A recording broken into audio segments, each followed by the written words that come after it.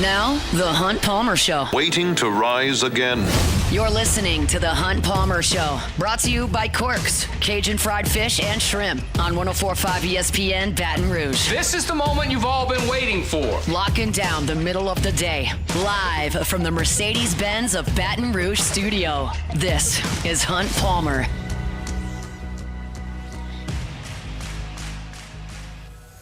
Welcome in. Hunt Palmer coming to you from the Mercedes-Benz of Baton Rouge studio downtown in the capital city on this Friday. It means we're brought to you by Corks, Cajun fried fish and shrimp.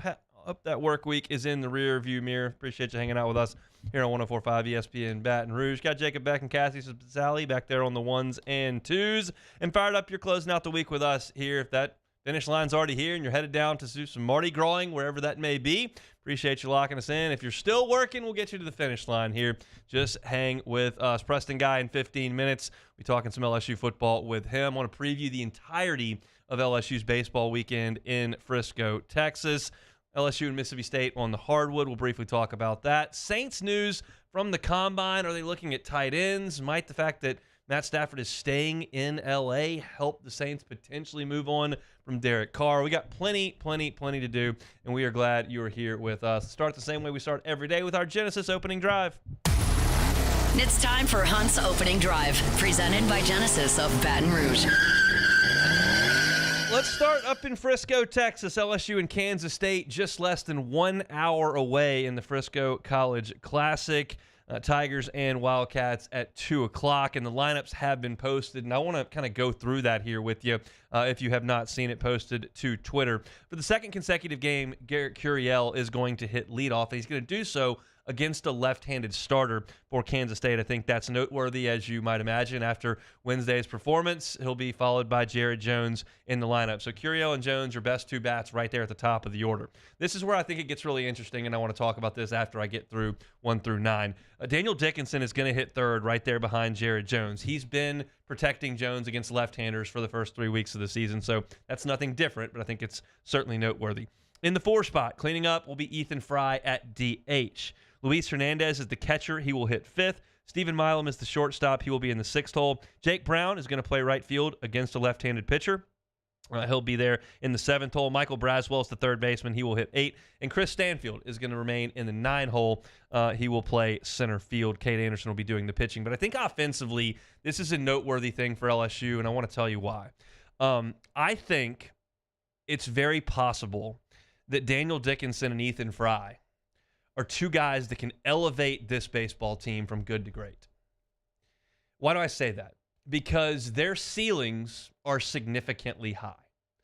You're talking about Daniel Dickinson, a Team USA guy, someone who could be a top 60 pick in the Major League Baseball draft, a guy that can run well enough to steal bases, a guy that's got enough pop to hit the ball out of the ballpark like he did on Wednesday. He's a toolsy player, and he can be an impact guy in the middle of the order. And Ethan Fry is the same way. He's 6'5".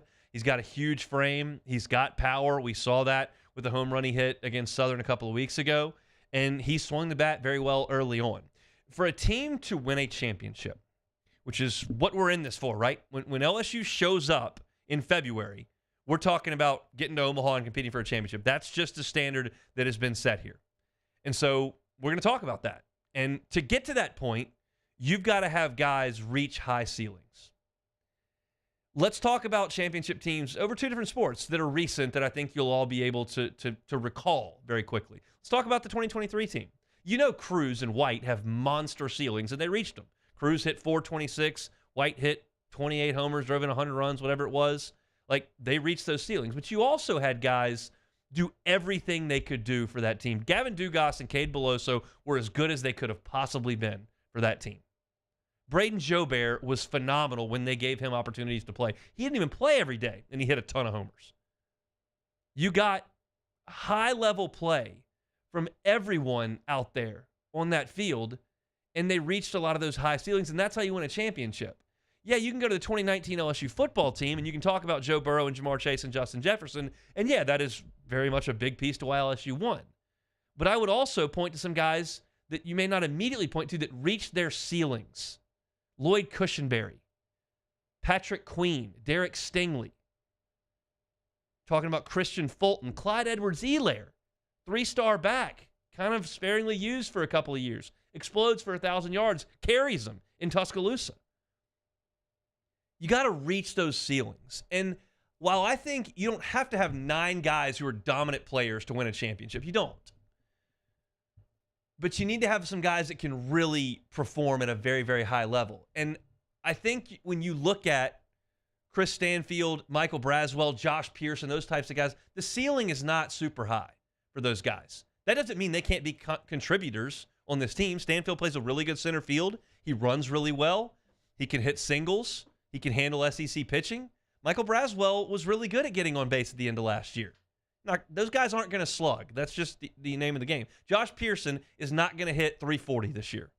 We have 3 years of sample size that suggests that. You've got some sure things. You know that Jones is a superstar with a super high ceiling. You know that Derek Curiel is showing some traits of these elite freshmen that we've seen come through this program for 30 years. You know Milam can be a star. But you look at the middle of that order, and if Dickinson and Fry are 300-plus hitters with 10 to 14 home run pop and both can run a little bit, all of a sudden you look at this LSU lineup differently than I know that I did in January. And Jay Johnson is testing that. He's putting those guys in very consequential spots here in the biggest non-conference weekend that LSU will play. And they're right behind Jones and Curiel in the 3 spot and the 4 spot. And I was very open in January and early February saying, I'm going to need to see it from Dickinson. And we have not seen it from Dickinson in what I'm talking about. I'm talking about against SEC pitching.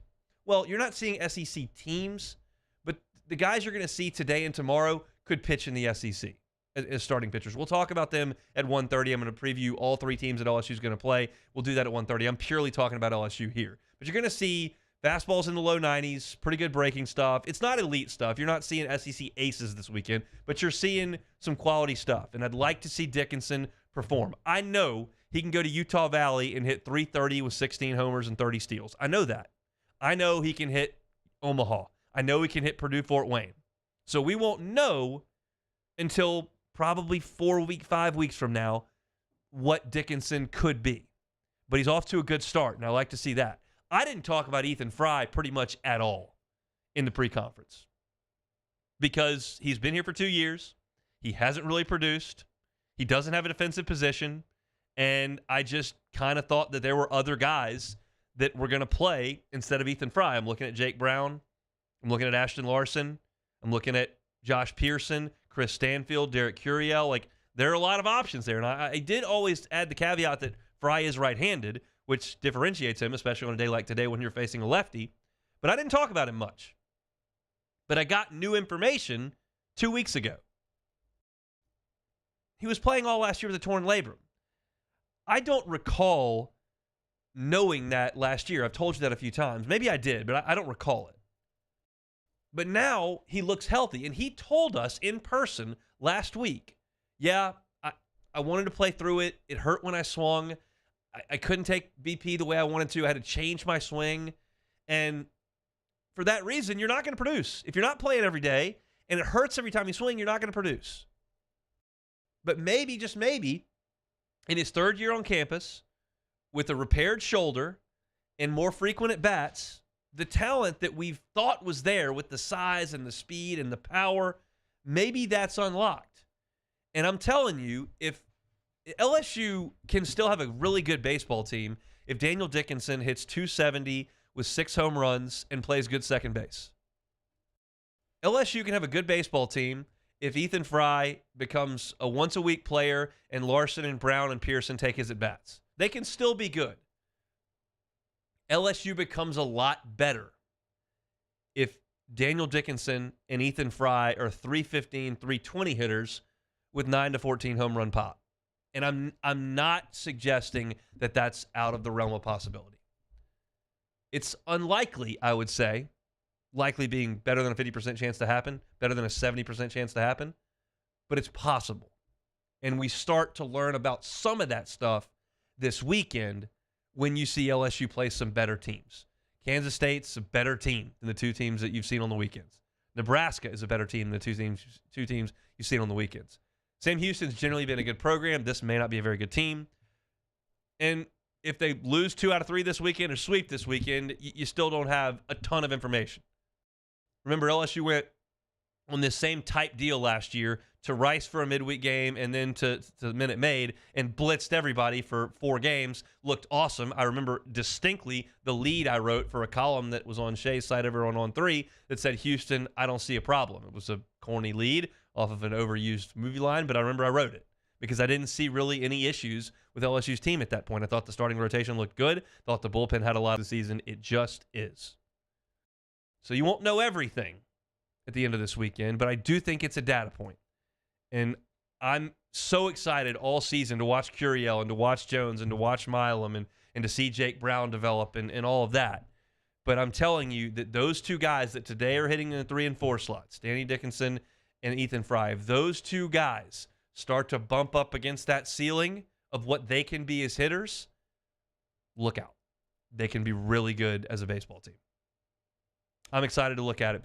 We'll see coming up in 50 minutes, LSU and Kansas State from Riders Park in Frisco, Texas. I'll give a preview of the entire LSU baseball weekend coming up at 1:30. Incidentally, if you're not going to be here in 20 minutes or you just prefer the written word, I've got an entire preview up of the Frisco Classic at LouisianaSports.net. Got a preview of all 3 games, some things I'm looking at from LSU. Kate Anderson gets the ball for the Tigers today. I want to talk about that a little bit later on as well. So don't go anywhere. We're presented by Corks every single Friday. We'll talk with Preston Guy of TigerBait.com coming up next.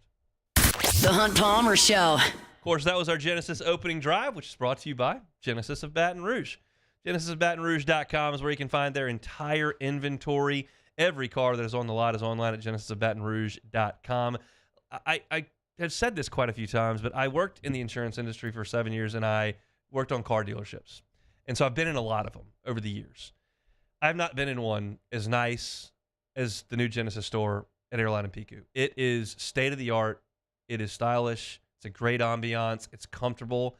If you need to stop by the service aisle and you want to get some work done, you can absolutely do that. The Wi-Fi is great. Got a phenomenal coffee set up, snacks everywhere, and their staff is second to none. It's just a great, great place to spend a little bit of time. If you want to go by and buy a vehicle, they can help you out with that as well. Every car is on the lot is online at GenesisOfBatonRouge.com, but stop by at Airline and Pico. Talk to one of their brand ambassadors. Get behind the wheel, test drive that Genesis of Baton Rouge, and see the difference for yourself. It's the only fully exclusive Genesis dealer in the state of Louisiana. It's right here in Baton Rouge. Get on by Airline at Pico. It's Genesis of Baton Rouge, GenesisOfBatonRouge.com.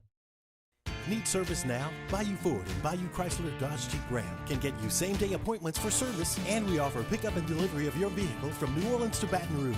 If you need sales and service, the crew at Bayou Automotive is going to do right by you.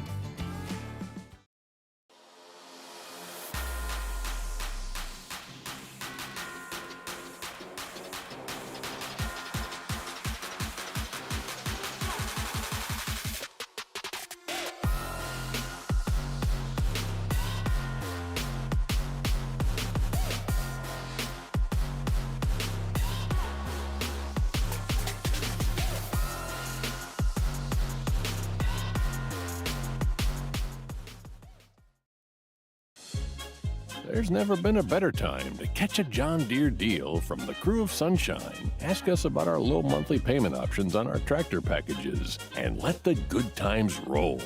With equipment strong enough to power one of the world's largest celebrations, we've got your needs covered too. Learn more about what it means to be powered by Sunshine at sunequip.com. Some restrictions apply. See dealer for details. Offer ends March 5th, 2025. Crime has serious consequences, but anyone can make a mistake. If you find yourself in trouble with the law, know that you have rights, and it's okay to demand them. The law offices of O.C. Brown are here to protect you and your rights. Felony or misdemeanor, DUI or drug charge. No matter what crime you're accused of, you still have rights. Let the law offices of O.C. Brown uphold them. Call 225-343-1111. Your law firm for a lifetime. There it is, the extra mile, on the border of expected and extraordinary for those willing to go further, like vans customized for work or play, with safety and tech to keep you connected. supported by a 5-star sales, service, and finance team, and backed by the 1-star you know. So go the extra mile. It's never crowded because so few have what it takes to go there. Mercedes-Benz Vans. At Auctioner, we know healing is a team sport. That's why we've partnered with world-renowned orthopedic surgeon Dr. James Andrews to create the Auctioner Andrews Orthopedics and Sports Medicine Institute. Whether you're a professional athlete or a weekend warrior, our team of specialists are dedicated to getting you back in the game. So whatever your reasons are for reaching your personal best, we've only got one: you. Auctioner Andrews Institute. Long live you. At Bayou Automotive, we believe in a sales process that puts you first. We want you to experience an easy purchase with clear pricing and great service. Let Bayou Ford and Bayou Chrysler Dodge Jeep Ram. You're listening to The Hunt Palmer Show, brought to you by Corks, Cajun fried fish and shrimp.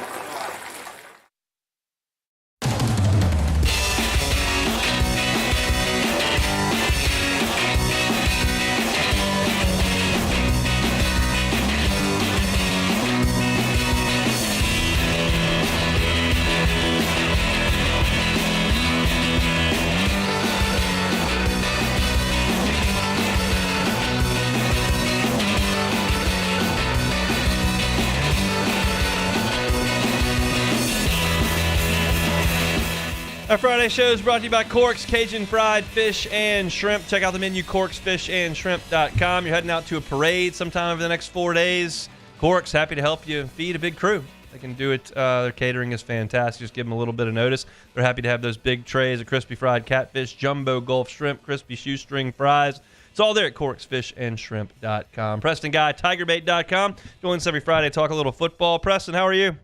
All right, how's it going? Going well.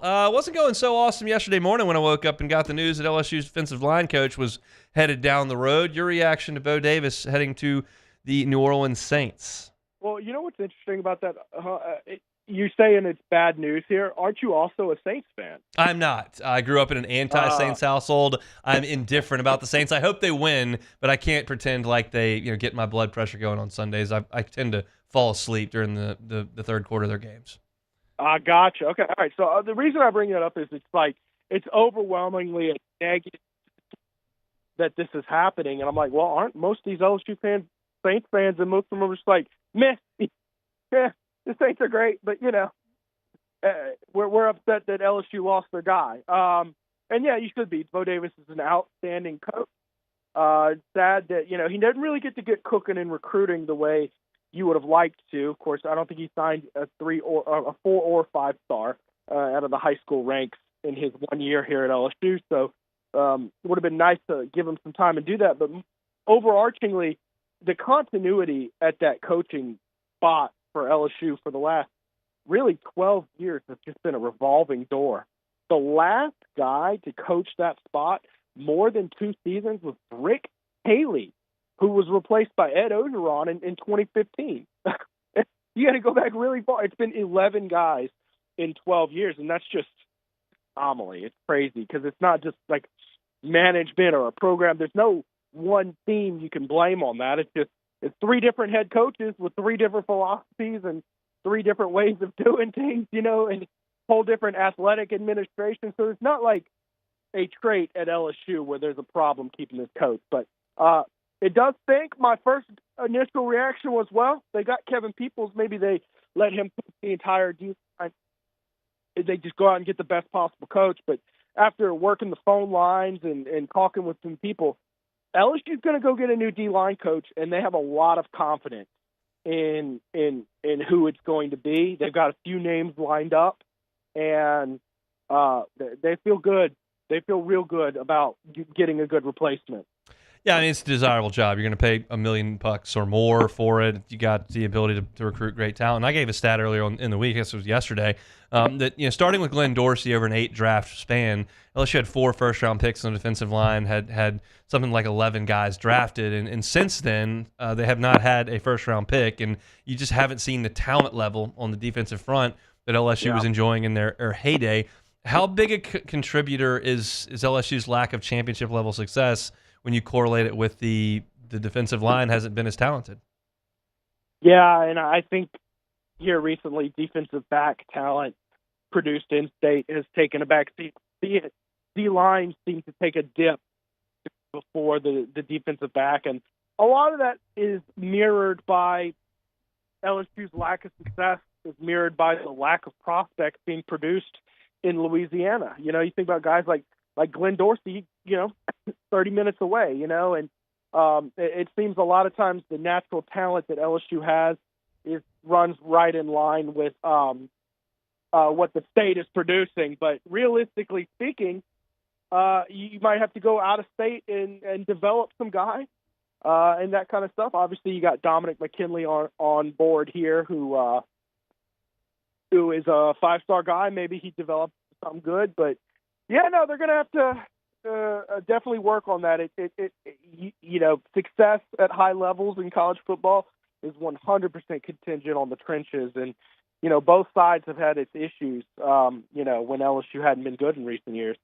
Let's talk about the position group that Bo Davis leaves behind. Pete Jenkins was on with Matt Moscone yesterday and said, I left him a room that was completely bare. You look now, and there's some young talent. Jacobian Guillory is coming back. Do you feel okay about the talent level at defensive tackle moving into 2025? Yeah, and then you got young guys. And you've got Dominic McKinley there as well. I think they're in a good spot, certainly better than they were a year ago. I don't think it's, quite, an ironclad room. It's not like someone's coming in and, I get to be, the coach of Glenn Dorsey or anything like that. But I don't think it's a gaping hole. What really becomes an issue here is this portal era now. You got to keep those guys on board, which means, you gotta go get a coach who's worth his salt that these guys want to play. You got to get them excited. So I will say this in terms of timing for losing a coach, it's actually pretty good because there's no portal that's open right now. There's not going to be a portal open until April. No signing day. They can't do anything to really leave for a while. And, NIL contracts have all been negotiated and set in stone. So timing won't hurt LSU a ton, but you do have to get someone because that spring window will come and you're going to want to make sure they want to stay. This is one that obviously you can't know, but is your sense that LSU will fill this before their first spring practice next Saturday? I think so. I think so, but I understand they're going to swing for the fences for some lofty names. I'm curious if Eric Henderson, the New Orleans native, who was the D-line coach for the Rams when they won the Super Bowl and coaching at USC now, doing a great job. Is that going to be the first name they call? Is he interested? He's, of course, got a co-defensive coordinator tag on him right now. So will Blake Baker be willing to do something like that?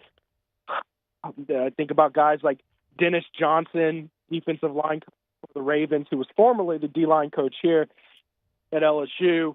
Maybe would he be interested in coming back, especially as his career, he, continues to work his way up through the ranks. These are big, lofty names in desirable positions that would probably take a while to work through. But I got a sneaky feeling that, you give them full 7 days to do, their work. And, how long does it take? Hey, Blake, you okay having a co-DC? Yes or no? How long does that conversation take? But I don't know that they're necessarily in a super huge rush to do it just for spring football. That's the other thing. How much benefit do you get out of having him come in the first week of spring football practice versus the second week? I'd say it's more important to get the right guy in than a week of spring practice or, really all of spring practice, if we're being honest. It's more important to get the right guy than to get him here in a rush. Is there a spring football storyline that stands out? Without you got your coordinators back, which is usually a storyline about trying to install something that's brand new. That's not the case this time around. So how do you feel about this spring? I think really the storyline is going to be, are these portal guys ready to be elite players? You got a lot of guys coming in from the portal who are going to have to play prominent roles. You didn't use the portal to just add depth. And it's like, okay, Andre Sam, if he comes in and can give you good reps, great. That's something, you you weren't expecting. Now we're looking at guys like Patrick Payton, who if he's not your starting defensive end and a stud, you're disappointed. Guys like, Mansour Delane, where can he be CB1? Of course, and that also applies a little bit to Pickett, even though he's not a transfer. Is he going to come in and be good enough? So I think the eyes are going to be on the newcomers, and are they elite enough to help LSU become a playoff team? I think that's where my eye is going to go directly toward all spring. Anything on the offense that piques your interest?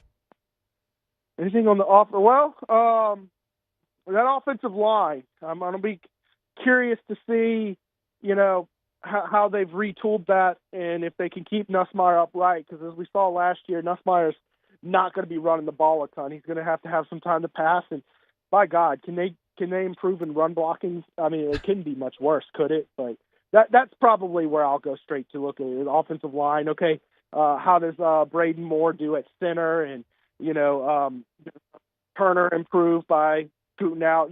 That kind of stuff. We'll talk more about it next Friday. Have a great weekend, Preston. We appreciate the time. See you soon, Hunt.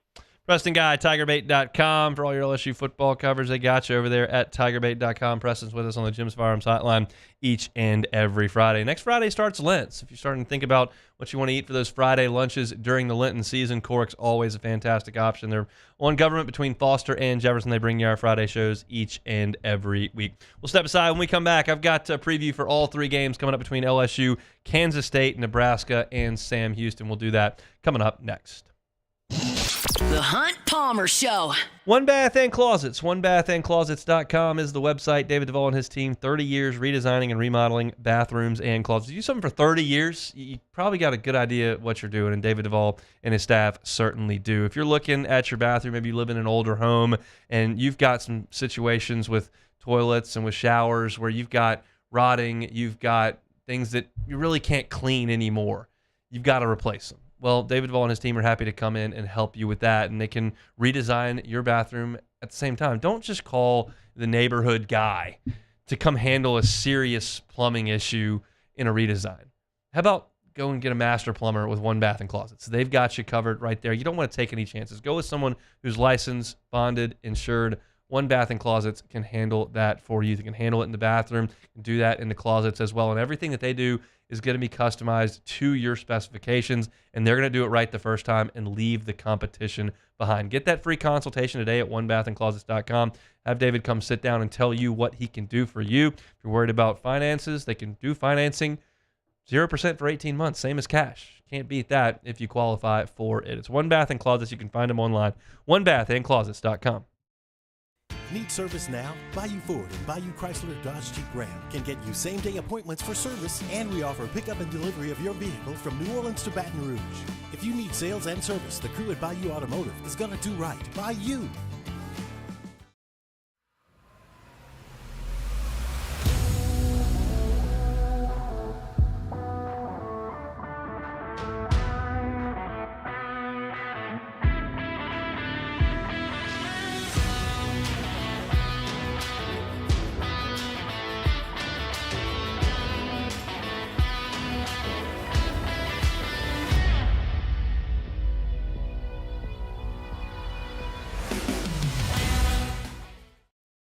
Family owned and community driven. Service Chevrolet Cadillac, a legacy you can trust since 1972.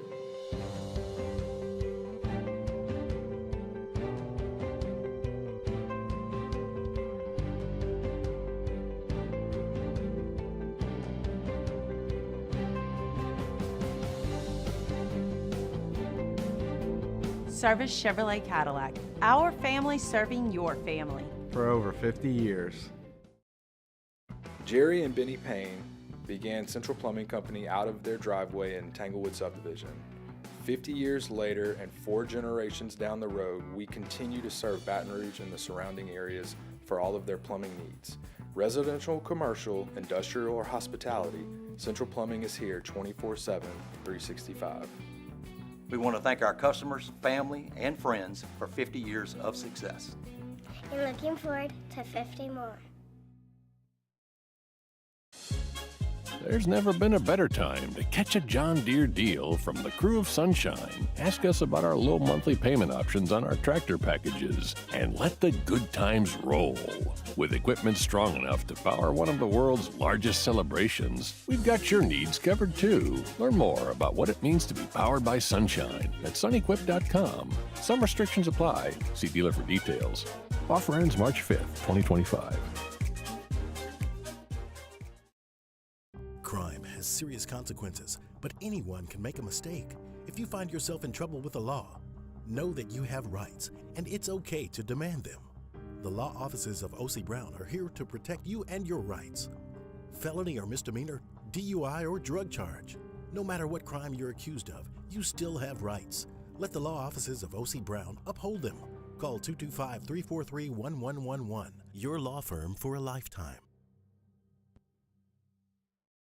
At Bayou Automotive, we believe in a sales process that puts you first. We want you to experience an easy purchase with clear pricing and great service. Let Bayou Ford and Bayou Chrysler Dodge Jeep Ram. This is the Hunt Palmer Show, brought to you by Quirks, Cajun fried fish and shrimp.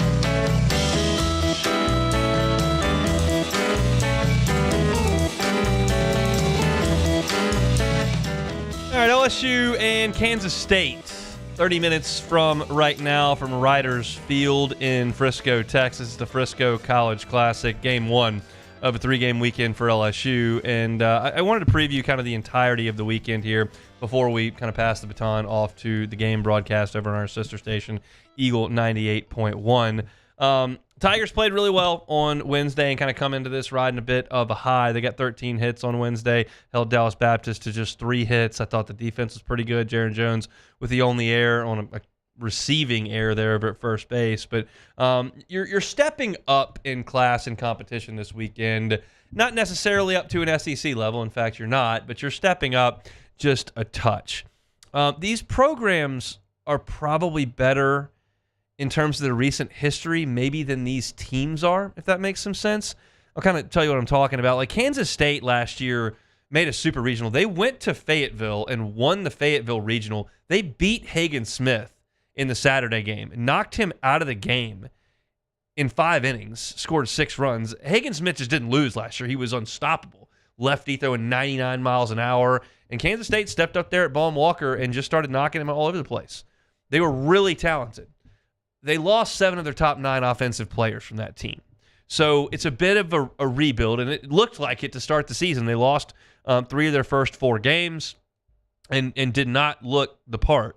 But they got something cooking last week, especially on the mound. They swept 3 games from Arkansas, Michigan, and TCU, and in those 3 games, they only allowed 5 total runs.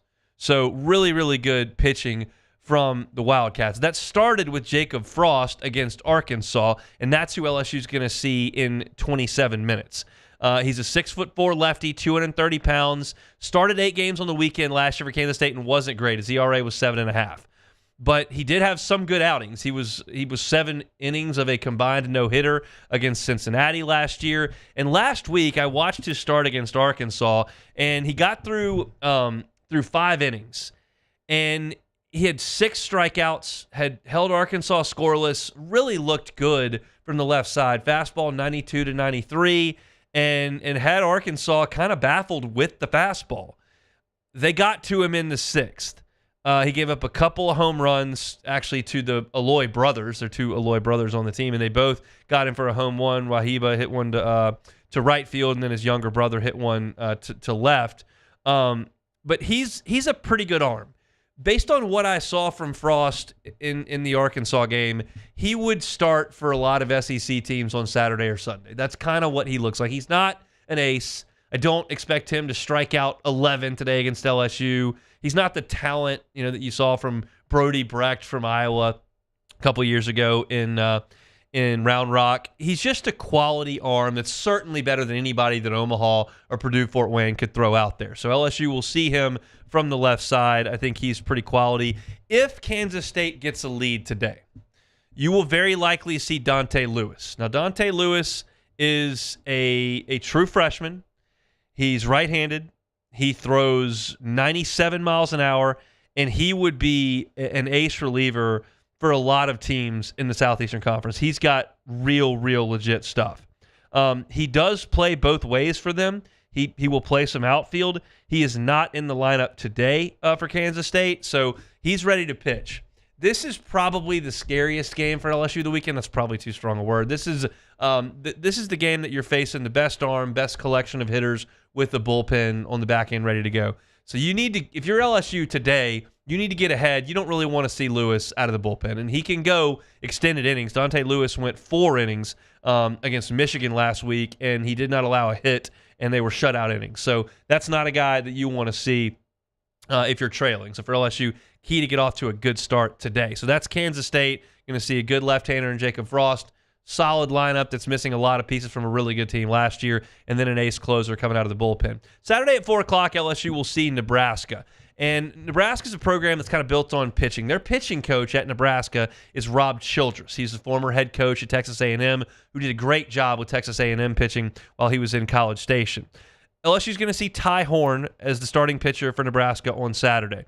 He's a junior right-hander, 6'2", fastball 93-94, another good arm who I think would probably be a back end of the rotation starter for some SEC teams.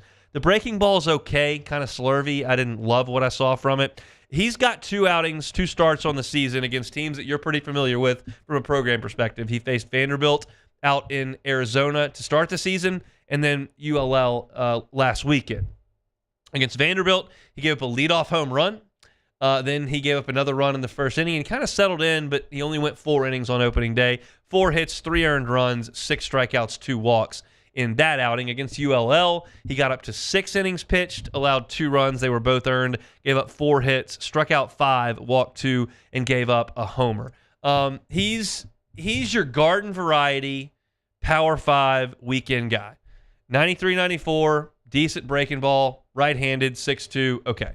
He's not a high draft pick, not the pitcher of the year in the Big Ten, not any kind of dominant numbers, just a step up from Omaha and Purdue-Fort Wayne. And these are the kind of guys that I think it's a good step up. I don't necessarily need to see LSU facing Tyler Bremner from UC Santa Barbara, or one of these guys going to go in the top 20 picks in the draft this weekend. You're ramping up. So you want to go from facing Purdue-Fort Wayne to Omaha. You're ramping up one notch. I think you'll see similar pitching to this against Missouri. And that's your SEC opener. Once you start to face the real teams, the Texas A&Ms, the Arkansas, those teams, you're going to see better arms than what you are the first 2 days. But solid competition. Curious to see how that goes. Offensively for Nebraska, they haven't been great. They've got 2 regulars that are over 300 thus far. They've only hit 3 home runs as a team. What I will look at statistically with Nebraska that stands out, they run a little bit. They've stolen 12 bases. They're 12 of 14. And if Cade Arambidi is catching Anthony Ianson tomorrow, which he has the first 2 days, that may be something that they want to test. And Ianson's not a huge strikeout guy, so that you may see some traffic. Does Nebraska start to run on LSU on Saturday? That's definitely something that I'll be looking at. Then on Sunday, LSU will play Sam Houston, and that's a really good program. They were here in a regional in 2013. They were here in a regional a couple of years ago. This is a perennial solid baseball team out of the Southland/Sun Belt, and they're off to a rough start. They're 2-6 in overall, and they lost 2 of 3 to the New Jersey Institute of Technology.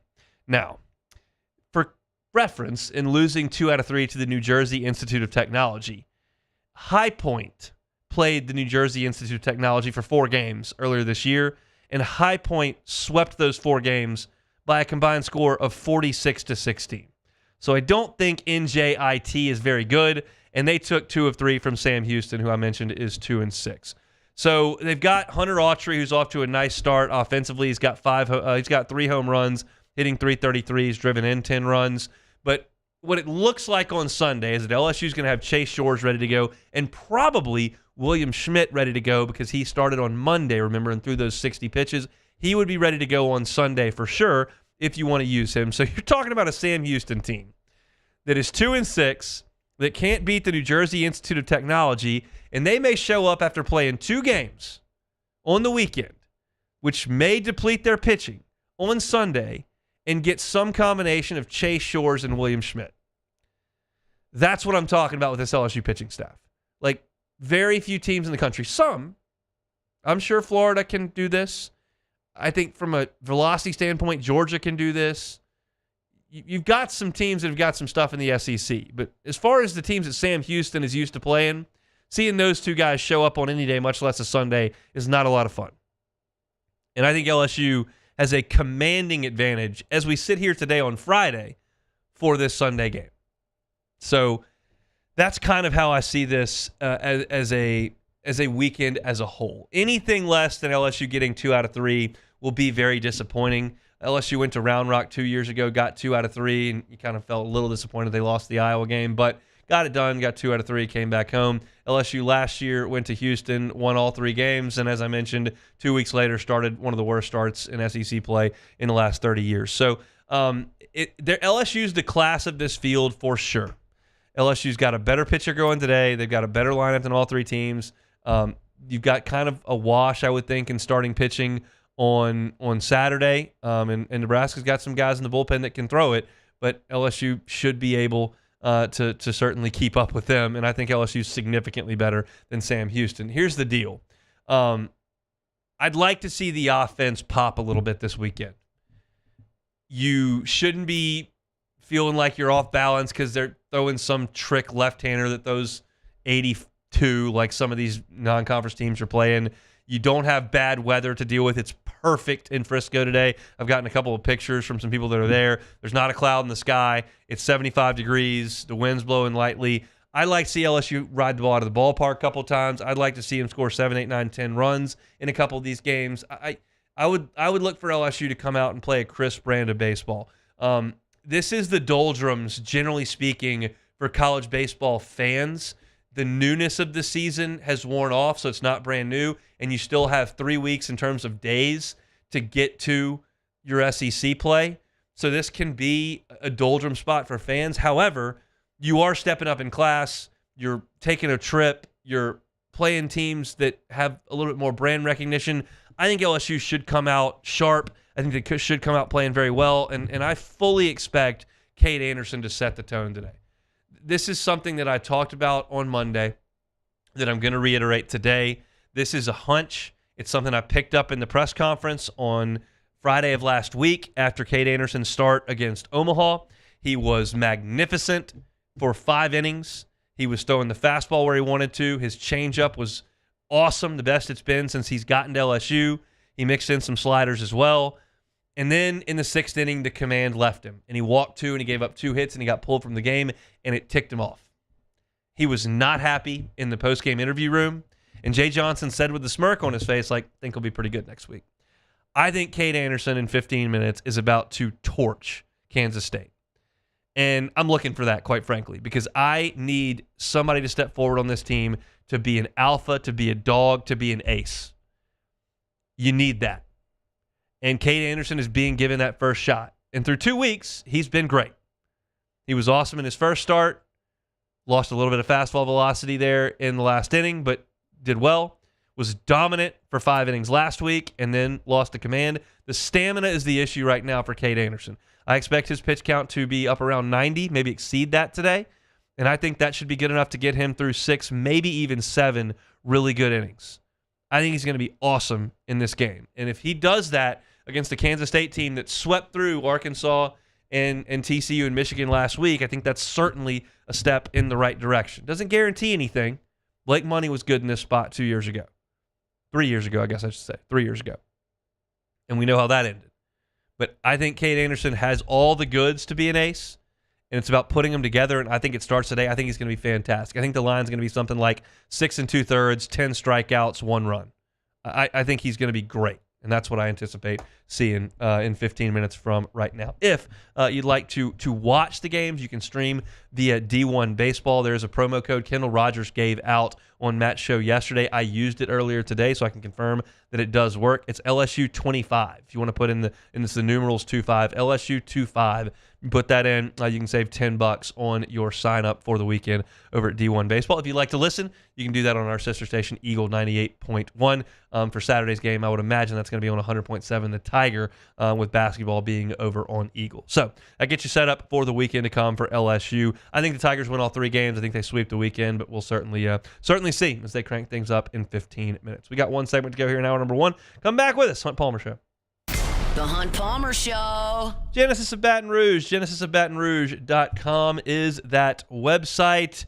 Look, every single vehicle in the line for Genesis of Baton Rouge has earned the honors for the IIHA top safety picks. Some of them were top safety picks plus. I know when you're purchasing a vehicle that one of the first things you're going to look at are the safety ratings. It's very, very important. And at Genesis, they want you to know that they are never going to cut corners in terms of safety. They're going to be one of the safest cars on the road. They're stylish, they're sleek, they're comfortable, they can be affordable.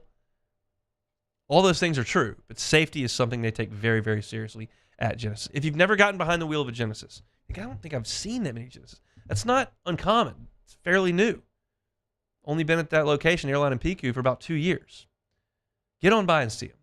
Learn about the difference. Get behind the wheel with one of those brand ambassadors. If you don't have time to get to the dealership, let them come to you and remotely test drive from home or work. It's part of the experience of being a Genesis driver. Check them out at Genesis Baton Rouge. They're online at genesisofbatonrouge.com. Breck teamed up to reimagine your parks, and you imagined big. With your help, we went to work, creating 12 beautiful community parks across the parish. A family-sized water park, miles and miles of trails, and parks just for your dogs. There are more places to splash, to explore, to run wild, and even soar. You imagined, we delivered. Gold. Breck, your #1 park system in the nation. There it is, the extra mile, on the border of expected and extraordinary for those willing to go further, like vans customized for work or play, with safety and tech to keep you connected. Supported by a 5-star sales, service, and finance team, and backed by the 1-star you know. So go the extra mile. It's never crowded, because so few have what it takes to go there. Mercedes-Benz Vans.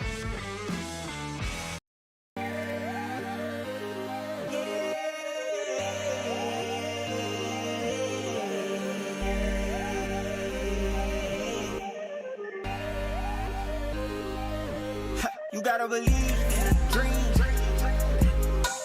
Believe. You gotta believe in a dream. Believe.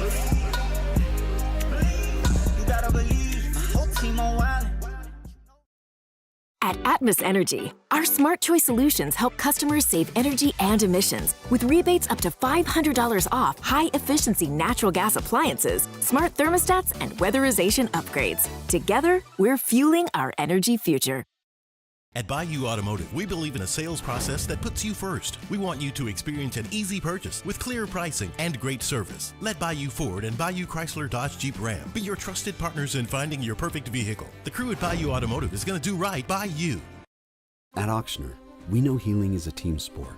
That's why we've partnered with world-renowned orthopedic surgeon Dr. James Andrews to create the Auctioner Andrews Orthopedics and Sports Medicine Institute.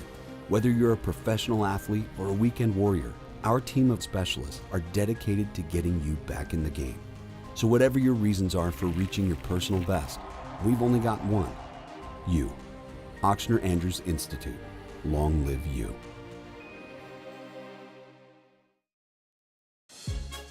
There's never been a better time to catch a John Deere deal from the crew of Sunshine. Ask us about our low monthly payment options on our tractor packages and let the good times roll. With equipment strong enough to power one of the world's largest celebrations, we've got your needs covered too. Learn more about what it means to be powered by Sunshine at sunequip.com. Some restrictions apply. See dealer for details. You're listening to The Hunt Palmer Show, brought to you by Quirks, Cajun fried fish and shrimp.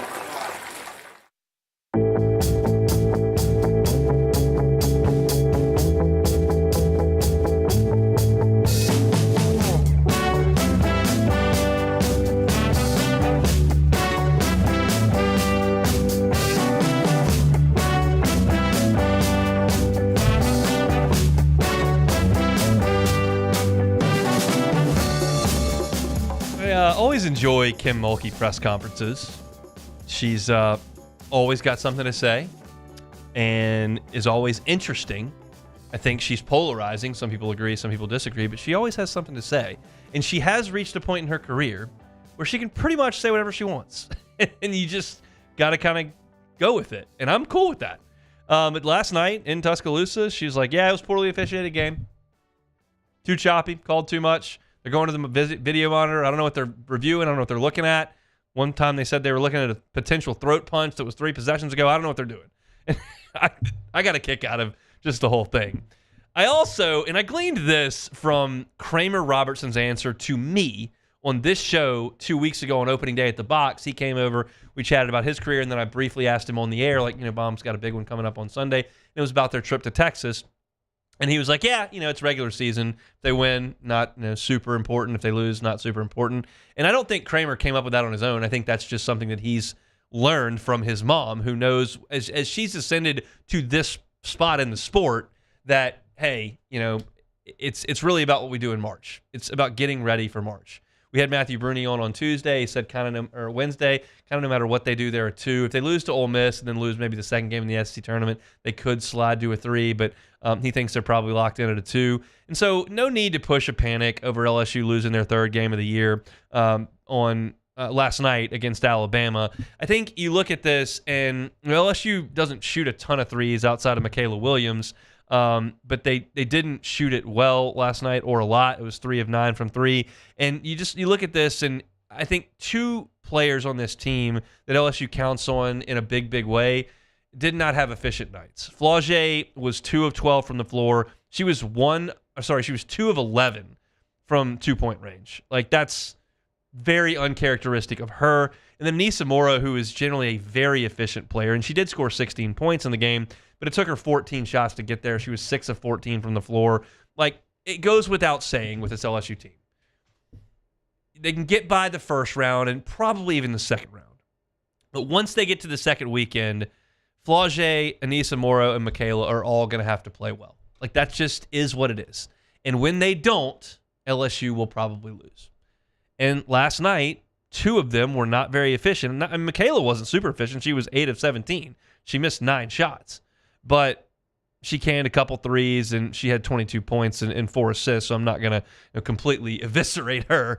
But not that I'm eviscerating the other 2 ladies, but it's just one of those deals. You go on the road, and you play a pretty good team, which Alabama's pretty good. They're now 10-5 in the league. You need your players to play. LSU's not good enough from 8 to 12 on the roster to offset those ladies having a bad day, and they did. So no reason to sound the alarm. This is something we already knew. We already know that LSU's got a big 3. Those 3 are as good as anybody in the country. They've got to play good when you play those teams. And if you go on the road and those 3 are inefficient, which they were in this game, I mean, in total, let's see if I can do this math quickly. They were 8-4. That's 29, 43. 8 for 43. Sorry, 16 for 43. There's Hunt's math ability. 16 for 43. That's not efficient. That's not productive. That's a lot of missed shots. And LSU lost the war on the rebounding as well, 43-37. So just not a great day for LSU, and they were still on the road in overtime with a chance to win the game. Had a shot in the air late to tie it from Michaela that didn't go in. And Kim Mulkey was really happy with that look, said it was a good look. So not anything to sound the alarm over. LSU's got 3 losses. They lost at South Carolina. They lost at Texas. They lost at Bama. That's just part of life in the SEC. South Carolina's dealt with it. They went to Texas and lost. They lost to UConn. They went out west and lost. It's not a sport, I think, that's as top-heavy as it has been in previous years. LSU's got a shot, but those three women have got to play a little bit better than they did last night. So no reason to sound the alarm. LSU falls to 27-3 with that 88-85 loss in Tuscaloosa last night. That's it for hour number 1. Always remind you that our Friday shows are brought to you by Cork's Cajun Fried Fish and Shrimp. Want a po' boy? Best po' boy in town. Big old delicious crispy fried catfish, jumbo Gulf shrimp, fully dressed on that delicious New Orleans style bread. It is awesome, awesome stuff over there at Cork's, and If you're looking for a po' boy, stop on by. You can drive through or eat in that renovated dining room. They bring you our Friday shows each and every week. If you missed any of the first hour, you can always catch it on demand. 1045ESPN.com's on demand tab. Apple Podcasts, Spotify, Google, wherever you find your sound, you can always find us. Just search Hunt Palmer Show. You can like, subscribe, rate, review.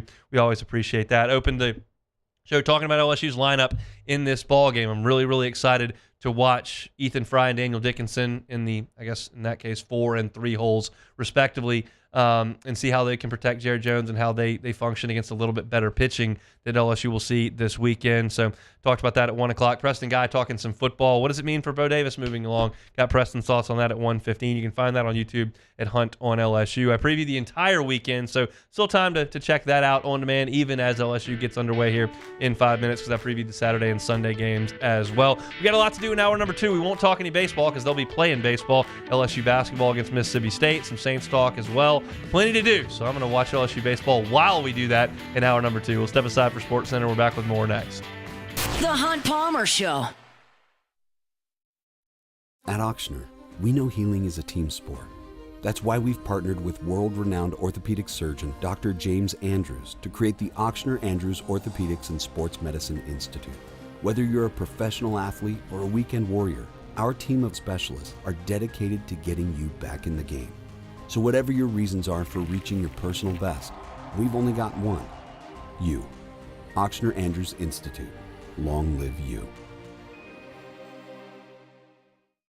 Gulf Coast Office Products is a nationally recognized Savin office equipment dealer based right here in Louisiana. Over 100 employees strong, Gulf Coast has the boots on the ground to support all vertical markets, from education, engineering, legal, and finance. With the latest in office technology, from desktop to production segment units, Gulf Coast and Savin have the perfect fit for you. Call 225-756-2644. That's 756-2644 for Gulf Coast Office Products. At Bayou Automotive, we believe in a sales process that puts you first. We want you to experience an easy purchase with clear pricing and great service. Let Bayou Ford and Bayou Chrysler Dodge Jeep Ram be your trusted partners in finding your perfect vehicle. The crew at Bayou Automotive is going to do right by you. The Windsor Senior Living Community in Mandeville, Louisiana is a beautiful, vibrant apartment community geared toward seniors. They are nestled right in the heart of Mandeville, where seniors live a more carefree lifestyle in spacious apartments with the peace of mind that comes from having a little extra help. Call the Windsor at 985-624-8040 to schedule a lunch and tour. Come see how the Windsor can be your passport to peace of mind. There it is, the extra mile, on the border of expected and extraordinary, for those willing to go further, like vans customized for work or play, with safety and tech to keep you connected. Supported by a 5-star sales, service, and finance team, and backed by the 1-star you know. So go the extra mile. It's never crowded, because so few have what it takes to go there. Mercedes-Benz Vans. Crime has serious consequences, but anyone can make a mistake. If you find yourself in trouble with the law, know that you have rights, and it's okay to demand them. The law offices of O.C. Brown are here to protect you and your rights. Felony or misdemeanor, DUI or drug charge. No matter what crime you're accused of, you still have rights. Let the law offices of O.C. Brown uphold them. Call 225-343-1111. Your law firm for a lifetime. Jerry and Benny Payne began Central Plumbing Company out of their driveway in Tanglewood Subdivision. 50 years later and 4 generations down the road, we continue to serve Baton Rouge and the surrounding areas for all of their plumbing needs. Residential, commercial, industrial, or hospitality, Central Plumbing is here 24/7, 365. We want to thank our customers, family, and friends for 50 years of success. And looking forward to 50 more. Family owned and community driven. Service Chevrolet Cadillac, a legacy you can trust since 1972.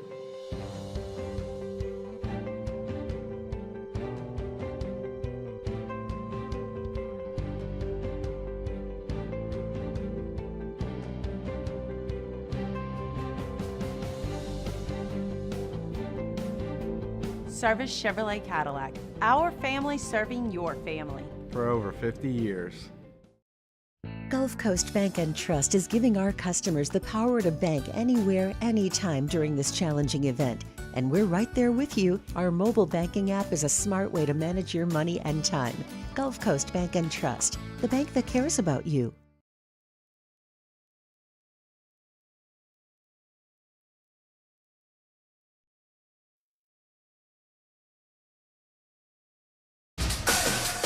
I'm Doug Brown. Rams quarterback Matthew Stafford agrees to a restructured contract to stay in Los Angeles. The deal comes after Stafford's agent was allowed to speak to other teams about his market value. ESPN's Adam Schefter reports with Stafford off the table, the Giants will consider 41-year-old Aaron Rodgers in their search for a veteran quarterback. Rodgers will be a free agent after 2 years with the Jets. The Warriors are now 7-1 since trading for Jimmy Butler. Steph Curry with 56 points against the Magic Thursday night.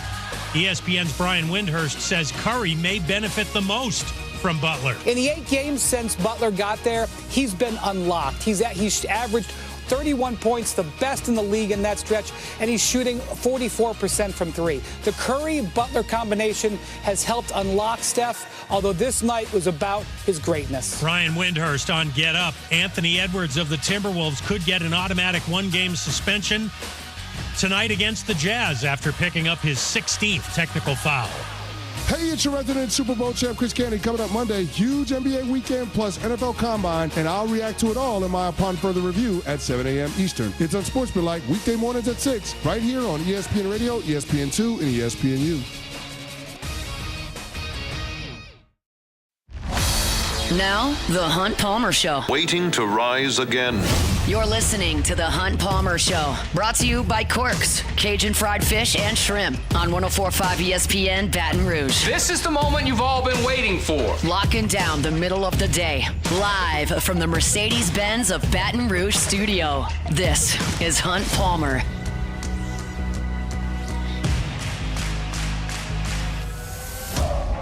Hour number 2, final hour here of the Hunt Palmer Show this week. We're brought to you by Corks, Cajun Fried Fish and Shrimp. LSU and Kansas State starting up from Frisco, Texas as we speak. You can listen to that on our sister station, Eagle 98.1. I'm checking out the feed right now. Looks like a nice crowd of purple and gold there in Frisco.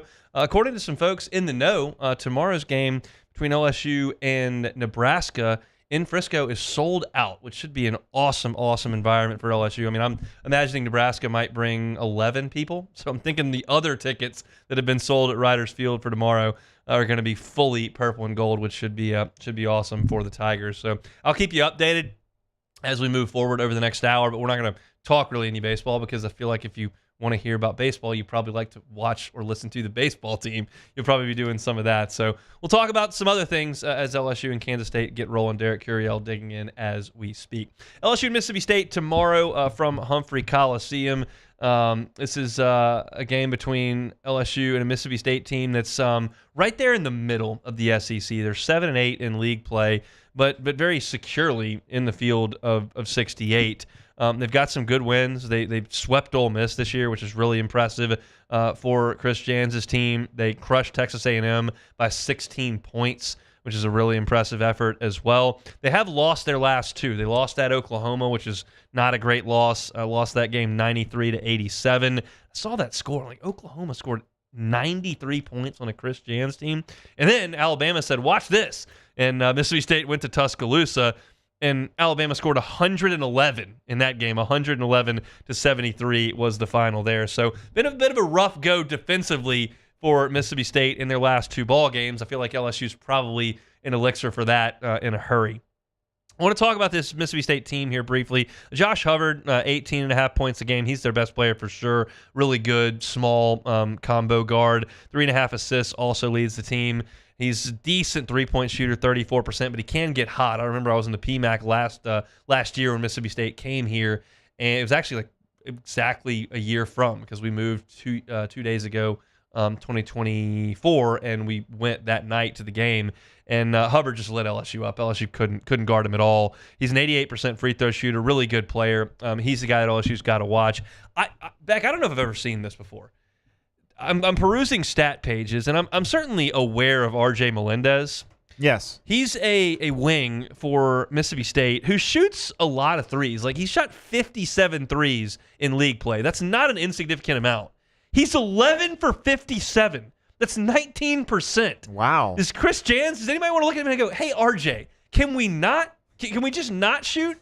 That's 19%. I thought Curtis Givens at like 27% was not very good. But I have seen guys that are like 1 for 11 for the season on threes. Like, you shoot 2 a month, you don't ever make them, but you got wide open or whatever. This guy's shooting like 3, 4 a night, and he never makes any of them. That's incredible. I mean, you would think that maybe they would tell him, hey, just maybe if you're wide open, you got him in rhythm. Maybe here's what I would say: if you're wide open, then put it on the floor and go to the rim because you can't shoot. You're shooting 19%.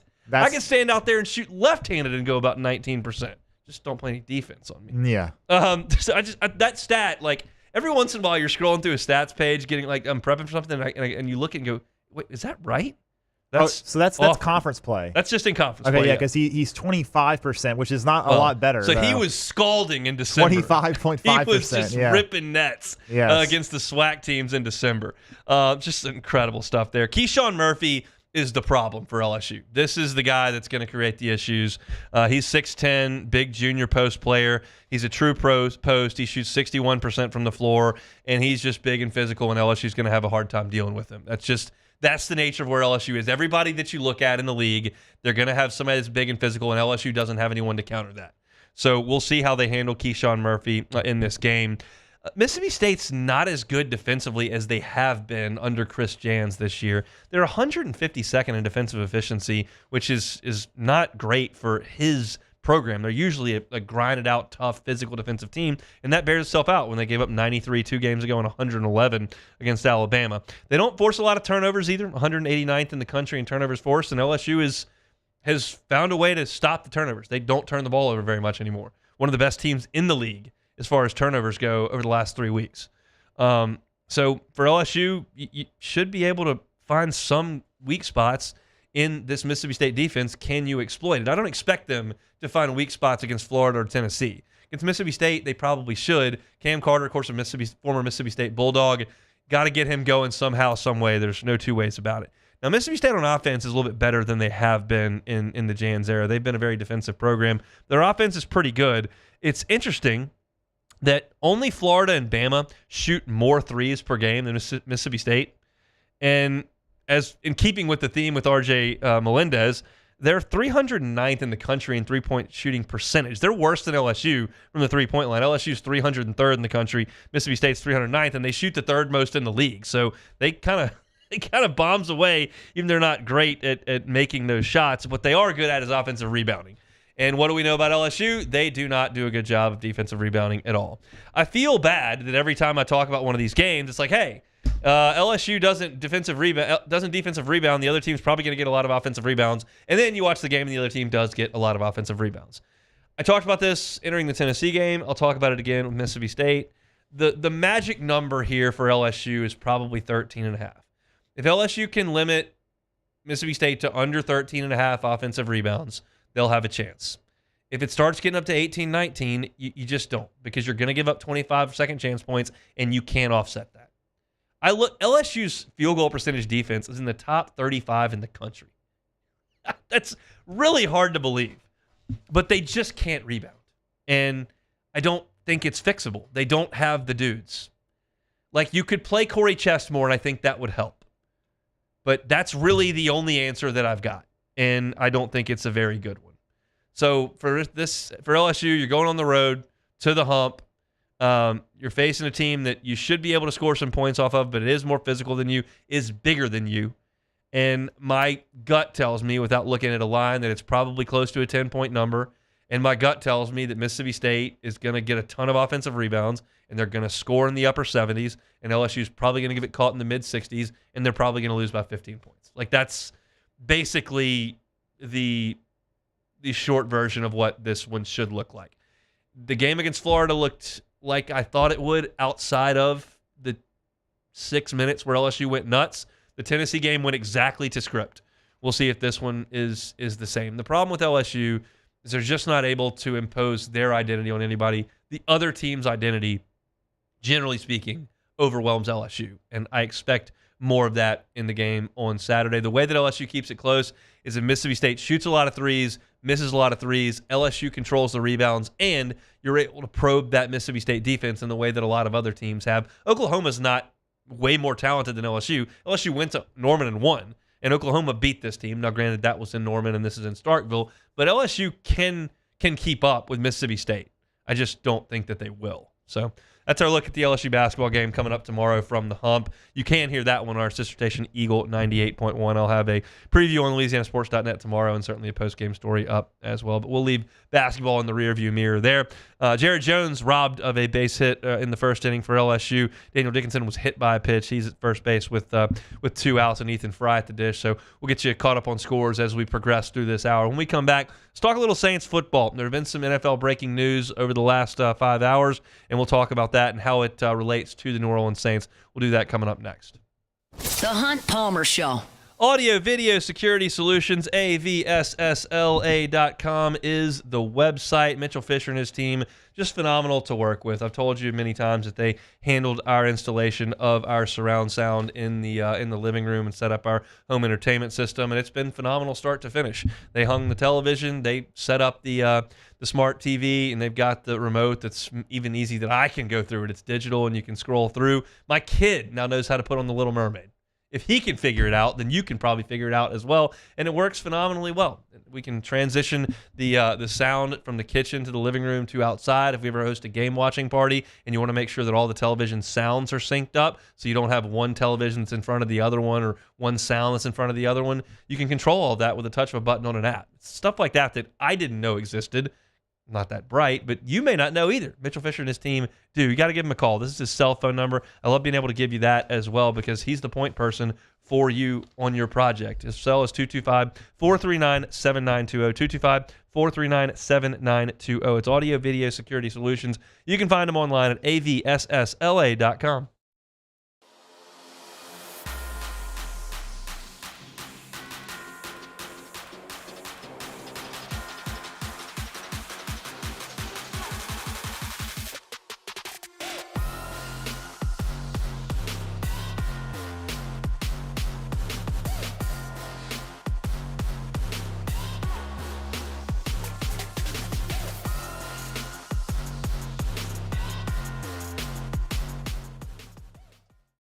At Auctioner, we know healing is a team sport.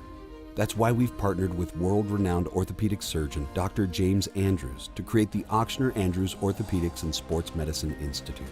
Whether you're a professional athlete or a weekend warrior, our team of specialists are dedicated to getting you back in the game. So whatever your reasons are for reaching your personal best, we've only got one: you. Auctioner Andrews Institute. Long live you.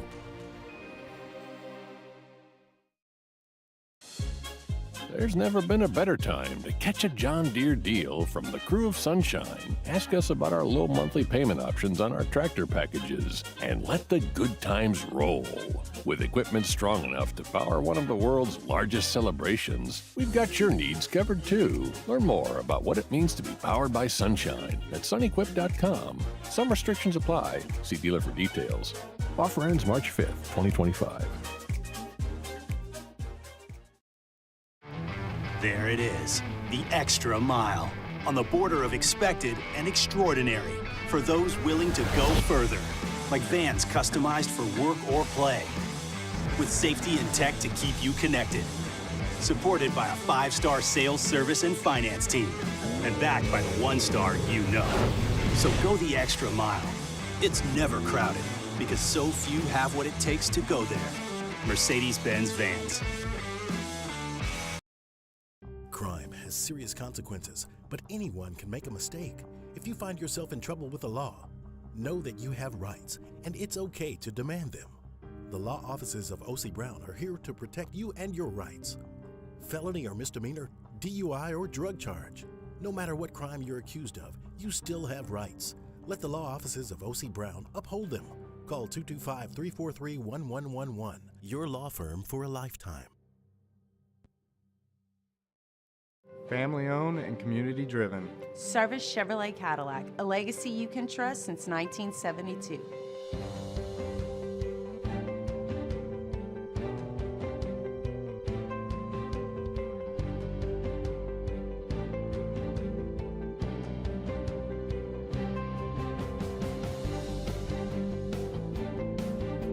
Service Chevrolet Cadillac. This is the Hunt Palmer Show, brought to you by Quirks, Cajun fried fish and shrimp.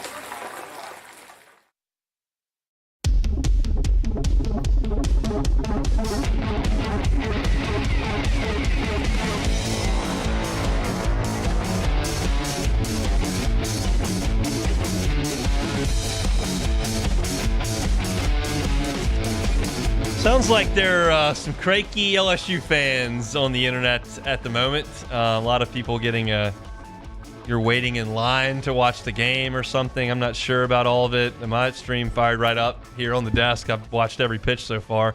LSU left one in the first. Daniel Dickinson stranded on first base. Ethan Fry struck out. And now Cade Anderson issued a 4-pitch walk in the bottom of the first inning. He's now working on the number 2 hitter for Kansas State. So I got it all right here, but apparently it's not going super awesome. Beck, you don't sound super shocked that D1's having some issues. Well, it's not easy to stream. I mean, we saw even with Netflix, who are the biggest streamer in the world, having problems when they try to stream the Mike Tyson-Jake Paul fight. So, it doesn't matter, and especially for someone like D1 in baseball who this isn't their primary thing, is not streaming games. It's mainly writing articles and doing social media content. So trying to stream a game and having hundreds, if not maybe thousands of people trying to watch this game. LSU is just a different animal. It is. Than streaming the Texas versus Minnesota game. It's not. It's a different thing. It is. You're going to get thousands of people at 2:00 on a Friday that want to watch that. Yep. And it needs to work. So it does. I don't know anything about how the technology that has to happen, but it needs to work, and it appears that it is not currently. But I got it, so I'll let you know how things are going. Cade Anderson just got a strikeout, so we'll keep you posted as LSU and Kansas State move forward. They're scoreless in the bottom of the first inning right now. The news of the day in the NFL is that Matt Stafford has agreed to a new deal with the Rams.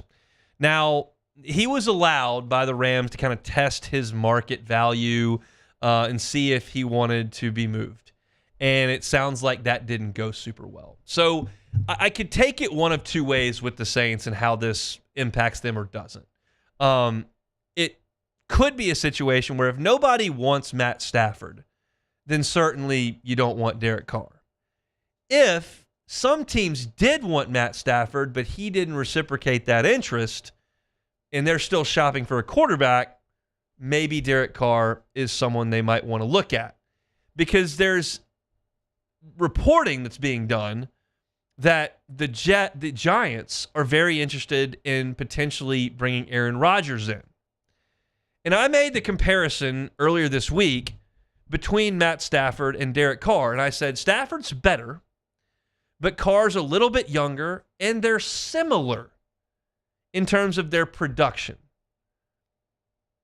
I would suggest that Stafford was in a little bit better situation with Sean McVay calling the plays in the Rams infrastructure than Derek Carr has been over the last 2 years in New Orleans. But I think he's a little bit better and a little bit older. And if you're willing to make a move for Matt Stafford, I feel like you're at least willing to listen to a situation where you could bring in Derek Carr. Maybe not, but maybe. I'm ratcheting that up a notch if we're talking about Aaron Rodgers. Because Aaron Rodgers was wildly mediocre this past year. Yes, one of the 15 most talented quarterbacks, best quarterbacks to ever play in the NFL. No argument there. The man is in his 40s. He's not as athletic and agile as he once was. There's probably not as much zip on the old fastball. I don't know how bad he even wants it. And his production was bad last year, and he was hurt the year before that. So if you want to bring in Aaron Rodgers, who is well past his prime and can be considered by a lot of folks as a locker room issue, or at least a head case in terms of his focus, his commitment to the team, his ability to show up for OTAs and all that kind of stuff, well, then you would have to listen to something with Derek Carr. I think you would have to. Say what you will about Derek Carr and his production or his talent level or any of those things, and I understand all the detractors that don't think much of Derek Carr at all. but he's going to show up. He's going to be a quality teammate. He's going to give you effort. He's going to play through pain. He's tough. He's team first. He says all the right things. Yeah, he had some dust-ups with his players the first year. But that's a guy who wants to win, I think. And so I guess let me do this. Let me phrase it this way. Beck, if I gave you, who's an average roster? If I gave you Tampa Bay's roster, that's an average roster. Yeah.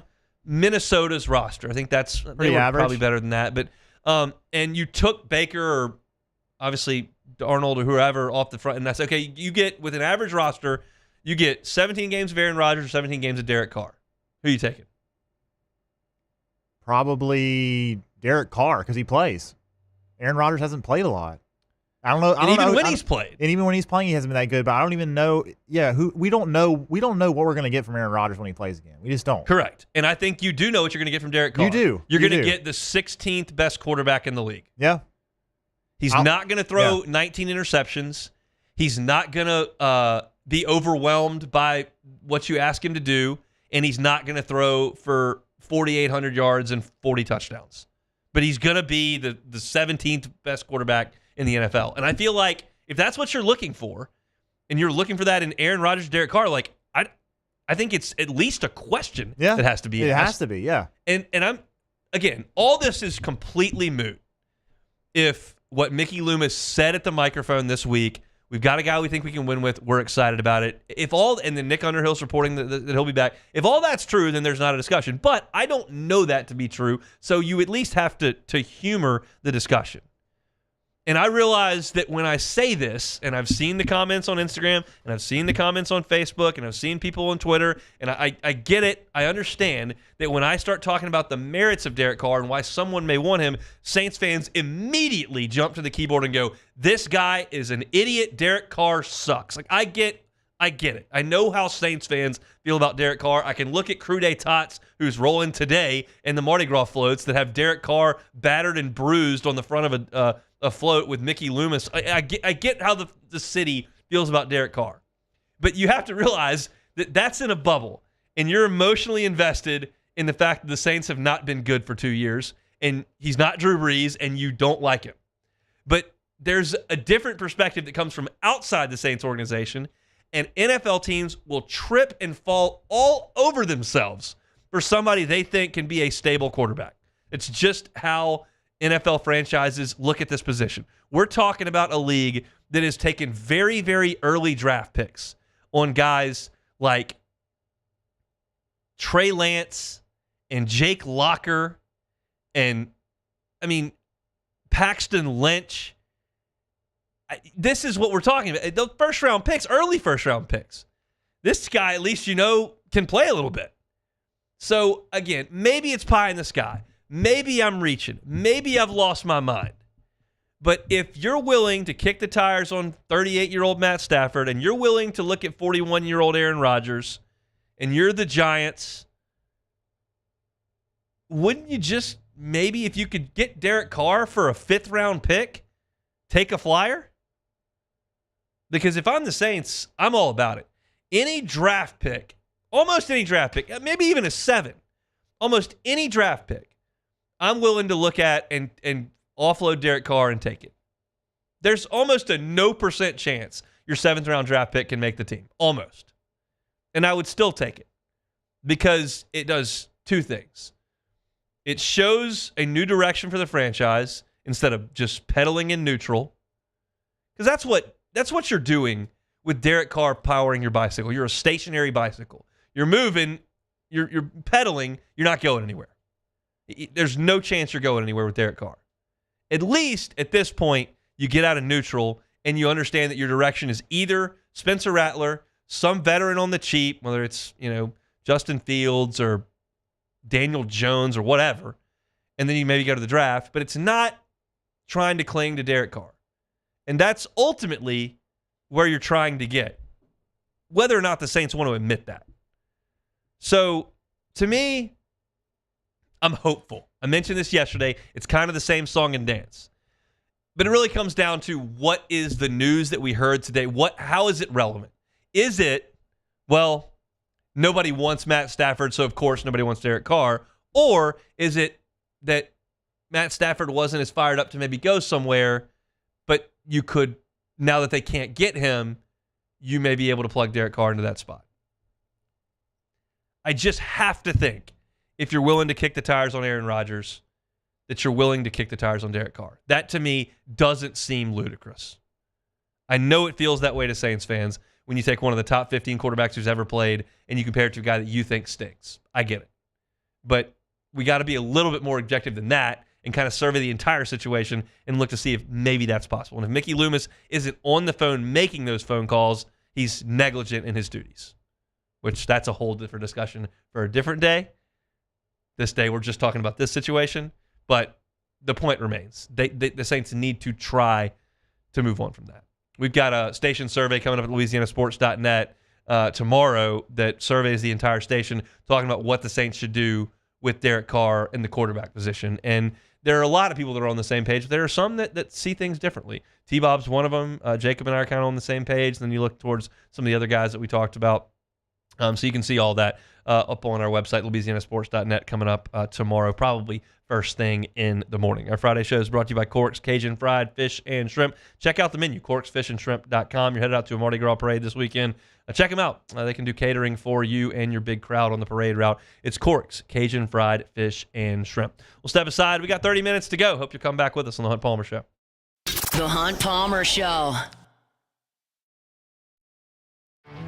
There it is, the extra mile, on the border of expected and extraordinary for those willing to go further, like vans customized for work or play, with safety and tech to keep you connected, supported by a 5-star sales service and finance team, and backed by the 1-star you know.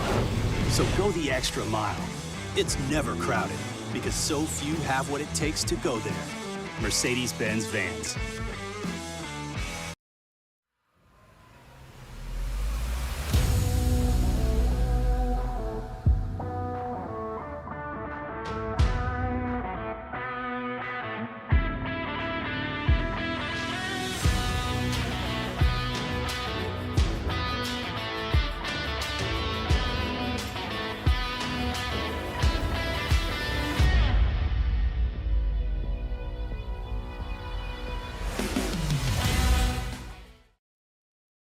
Jerry and Benny Payne began Central Plumbing Company out of their driveway in Tanglewood subdivision.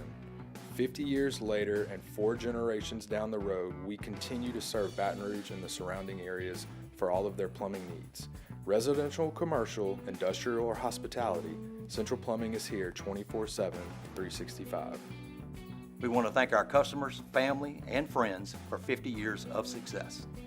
And looking forward to 50 more. At Ochsner, we know healing is a team sport. That's why we've partnered with world-renowned orthopedic surgeon Dr. James Andrews to create the Ochsner Andrews Orthopedics and Sports Medicine Institute. Whether you're a professional athlete or a weekend warrior, our team of specialists are dedicated to getting you back in the game. So whatever your reasons are for reaching your personal best, we've only got one: you. Ochsner Andrews Institute. Long live you.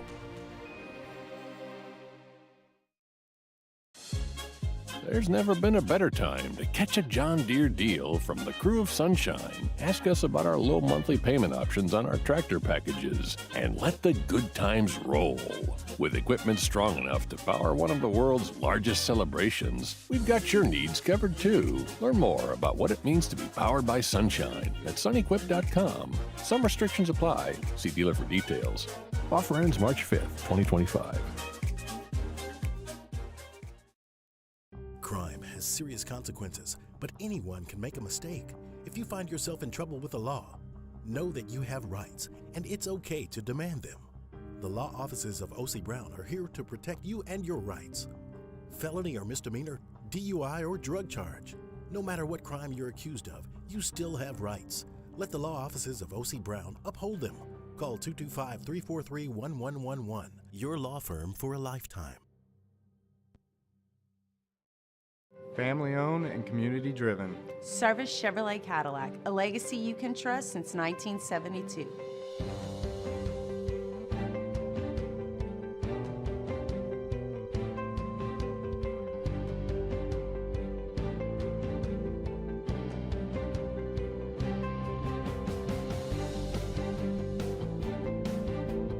Service Chevrolet Cadillac. Our family serving your family. For over 50 years.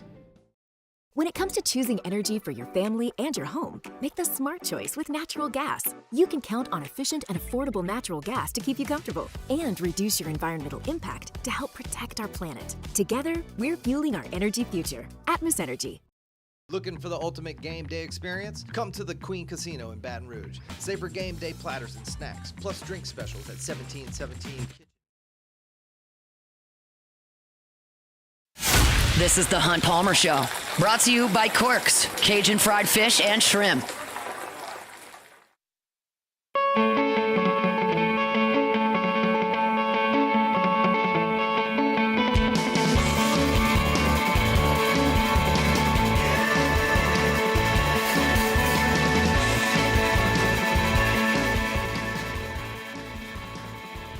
We're back here.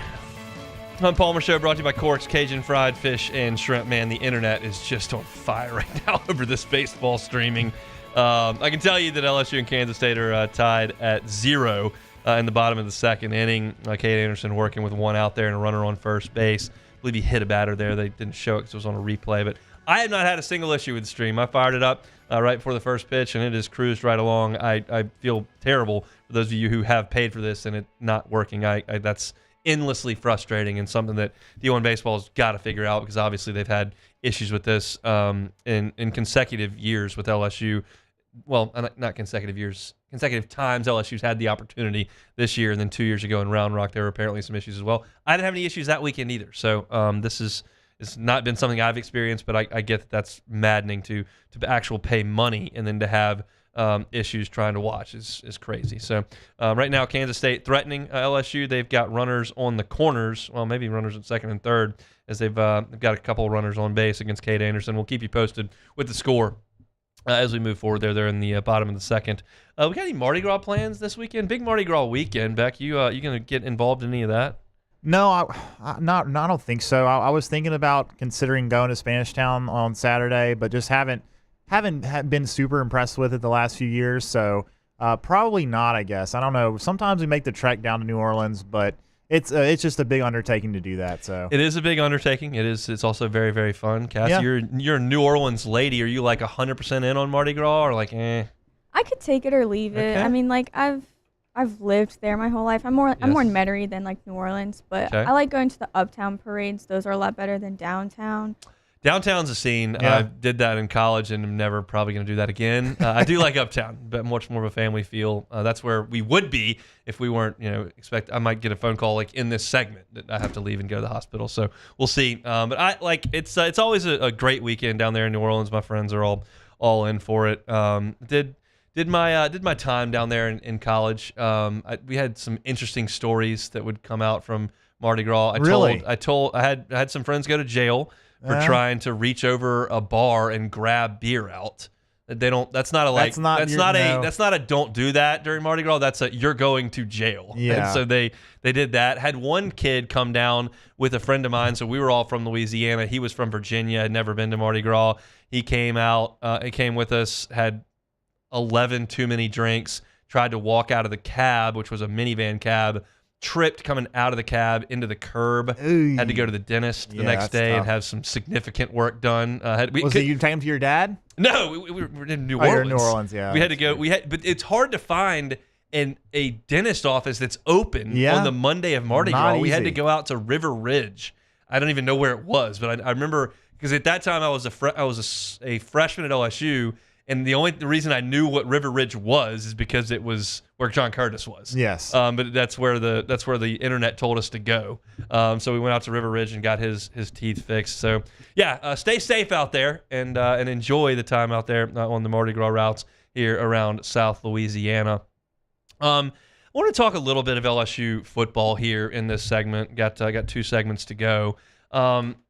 LSU now is obviously in the market for a defensive line coach. And I talked about this yesterday that theoretically Kevin Peoples could do this job, but I don't think they're going to do that. What I know for sure is that LSU is not going to just not fill the position. That sounds obvious, but Kevin Peoples has coached defensive line at 8 different stops.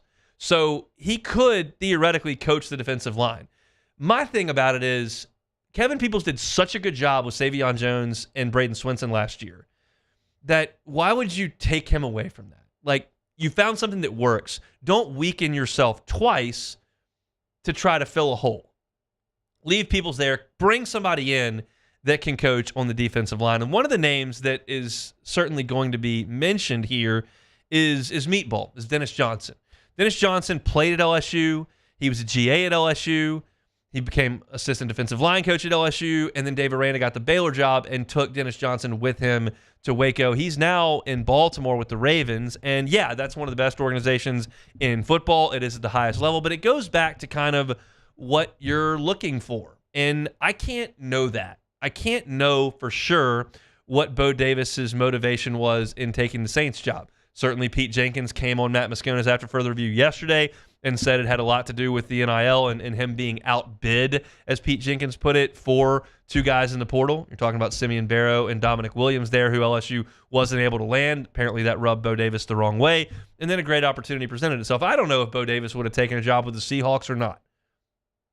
Guy that's from Mississippi, that's worked at Alabama and Austin, Texas, and then here at LSU, has spent his whole life in this region, basically. Would he have taken the Seahawks job? Would he go to the Cleveland Browns to coach their defensive line, or was this just an opportunity at just about the same money to go right down the road, to remain close to home, and not have to deal with all that? I don't know. It's impossible to know. And I can't know if Dennis Johnson would be on Brian Kelly's list, or if he would want to come back to the college ranks. I've had a number of conversations with Meatball back when he was an assistant coach at LSU, and I know that he loves LSU. I know that he loved the recruiting side of it. But the thing about now hiring assistants is, how much of it do you put into recruiting? Because some of that skill, that relationship building skill, has been eroded for just, well, what's the NIL situation? Like, how much are you going to pay me? And that devalues the recruiting side of it and rubs coaches the wrong way. When you feel like you're the best at something, you're the best at developing relationships and making your pitch and connecting with young people, and you feel like you've done that, and then the school 2 states over drops a bag on them and you don't get that player, well, that hurts. That sucks. And so some folks will want to get involved and do things like that. Some will not at all. And it's hard to suggest what each coach feels like if you don't know them. I do know this. Matt Moscona went to one of the Brian Kelly press conferences during the season. I don't remember which one it was. It was one of the, I think it was a Monday. Don't remember which week. It's irrelevant because I can paraphrase the story. But I'm writing for LouisianaSports.net, and I can't go to the press conferences because it bumps into my show. So I watch them on YouTube. If there's something breaks, I can write the story there. But I can't go ask the question. So Matt said, anything you'd like me to ask Brian Kelly? And I said, yeah, I do have a question. When you're hiring an assistant, have you put the recruiting part of it on the back burner and just gone for play callers, developers, guys with eyes for talent, that kind of thing? And so Matt asked the question, like, when you're hiring a staff, do you care about the recruiting aspect of it, or when you feel like that's all money and you've got a war chest ready to go and you'll be able to get kind of who you want with that and you need guys to coach them, do you look at it that way? And Brian Kelly said, no, you still have to develop relationships with players. You still have to be involved with them personally. You can't just have a robot that teaches the technical aspect of football and completely dismiss the fact that you have to have a connection with your players. Because keep in mind, once they get here, if you don't have a connection with them once you're here, you're still recruiting them. And they can still leave if they don't feel like you're as invested as maybe somebody else could be. And that's not talking about finances. You've got to be able to connect with the guys in your position group so they don't get up and leave. So it's interesting because I feel like it's a different landscape than it's ever been, but Brian Kelly still kind of feels the same way about how he wants to hire a staff. And so I'm sure that he will scour the country, and I'll tell you this. This is something I feel confident in saying without even having the result. I feel like it is likely that LSU lands a highly reputable defensive line coach in this search. I think it's likely because you're at one of the top 10 college football programs in the country. You already have a budget of over $1 million for a defensive line coach. And it's in the Southeastern Conference where guys are able to progress and move up in their careers. And I think that Blake Baker's awesome to work for. And I think that LSU will land a good one. I also feel like it's likely that I will look at the hire and say, wish they had Bo Davis. That's probably where we're headed. Now, maybe they surprise me. Maybe you look up and you grab somebody and go, wow, that's impressive. But I think it's likely they get a good one with a great resume that could do really good things here. And I'll feel like you probably had the best guy prior to that. Now, as Preston Guy talked about earlier in our show, like, Bo Davis has gotten some commitments and he's brought in some players. He hasn't brought in the highest of the high profile. He hadn't been here long enough to really do that. He's only signed one class with a full year of work. He was only here for 13 months. But I think that it's likely over time he would have built that. And I've talked about this, like, you've got some guys that I felt like you really were going to have for the long haul. Like, I don't see Frank Wilson making a move imminently. I don't see Corey Raymond trying to dip his toe back outside of LSU in the short term. And I felt that way about Bo Davis as well, and I feel that way about Brad Davis. That's 4 big-time position coaches. Certainly your coordinators, you feel like those guys are always looking at what could be next as a head coach. But I felt like your position coaches you were going to have for a while. And so when Bo Davis pulled the rug there, like, it was a jarring thing to me. I don't know how jarring it was to Brian Kelly, and Pete Jenkins said on Matt's show yesterday that, like, yeah, this was decided last week. So Brian Kelly's had some time to lay the groundwork. He's going to put some names together. He's going to conduct a thorough search, and I think they'll land a very quality assistant coach to help run the defensive line. But I feel like you probably had the guy that you really wanted in that spot, and that's why you paid him as much as you did to lure him from one of the best jobs in the country at Texas. And to have him leave 13 months later is just a gut punch. It just is. And so we'll see how LSU manages life post Bo Davis on the defensive line. It's something they're used to. They've had 8 different coaches in 6 years on the defensive line. It has just been a revolving door on the defensive front for LSU. If you're looking for LSU content, you can always find it, Hunt on LSU, wherever you find your podcasts, as well as on YouTube. Hunt on LSU. If you like, subscribe, rate, review, get your LSU football content all year round. Certainly appreciate y'all for paying attention to us on the LSU football side of things for 365 days out of the year. Friday shows are brought to you by Course. We'll come back and close it out next. The Hunt Palmer Show. Highland Insurance Group, HighlandIG.com is that website. Look, Jonathan Carver and his team pride themselves on their technical expertise. They're able to dive into an insurance policy and find those pesky exclusions. They're able to look at your limits and understand what they should be versus what they may be right now. Cost is always going to be a factor in buying your insurance. It always is. The Highland Insurance Group understands that. But it's not the only factor. If you're looking for a magic bullet, you want to make a phone call, have 20% up the top of your premium, and move forward, this is not the phone call for you. But if you want to make sure as a business owner that your business is protected in a time of crisis, whether that's a cyber attack that you didn't see coming, bad car accident, lawsuits aplenty, make sure your insurance program is ready to respond, and make sure the Highland Insurance Group is the one that takes care of you in that instance. They're an independent broker. They've got contracts with dozens of carriers. They'll make sure your business is properly placed in the insurance market. It's the Highland Insurance Group. You can find them online at HighlandIG.com, HighlandIG.com.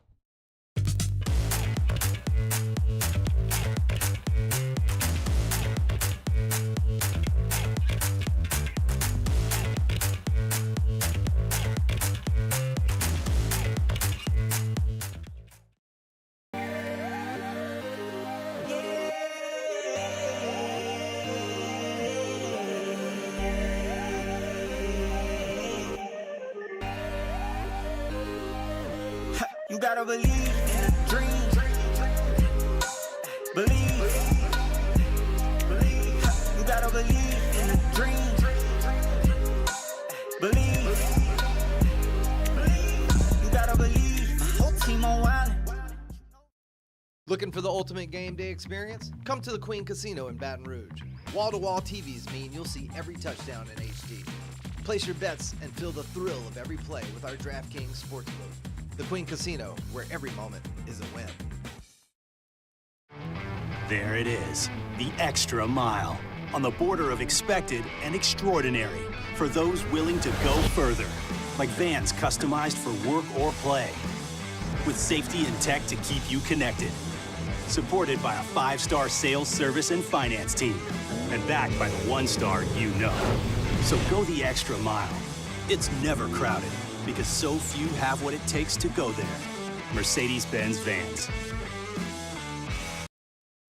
Jerry and Benny Payne began Central Plumbing Company out of their driveway in Tanglewood Subdivision. 50 years later and 4 generations down the road, we continue to serve Baton Rouge and the surrounding areas for all of their plumbing needs. Residential, commercial, industrial, or hospitality, Central Plumbing is here 24/7, 365. We want to thank our customers, family, and friends for 50 years of success. And looking forward to 50 more. At Auctioner, we know healing is a team sport. That's why we've partnered with world-renowned orthopedic surgeon Dr. James Andrews to create the Auctioner Andrews Orthopedics and Sports Medicine Institute. Whether you're a professional athlete or a weekend warrior, our team of specialists are dedicated to getting you back in the game. So whatever your reasons are for reaching your personal best, we've only got one: you. Auctioner Andrews Institute. Long live you.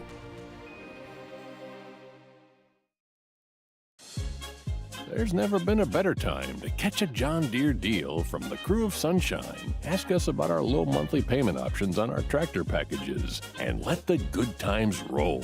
With equipment strong enough to power one of the world's largest celebrations, we've got your needs covered too. Learn more about what it means to be powered by Sunshine at sunequip.com. Some restrictions apply. See dealer for details. This is the Hunt Palmer Show, brought to you by Corks, Cajun fried fish and shrimp.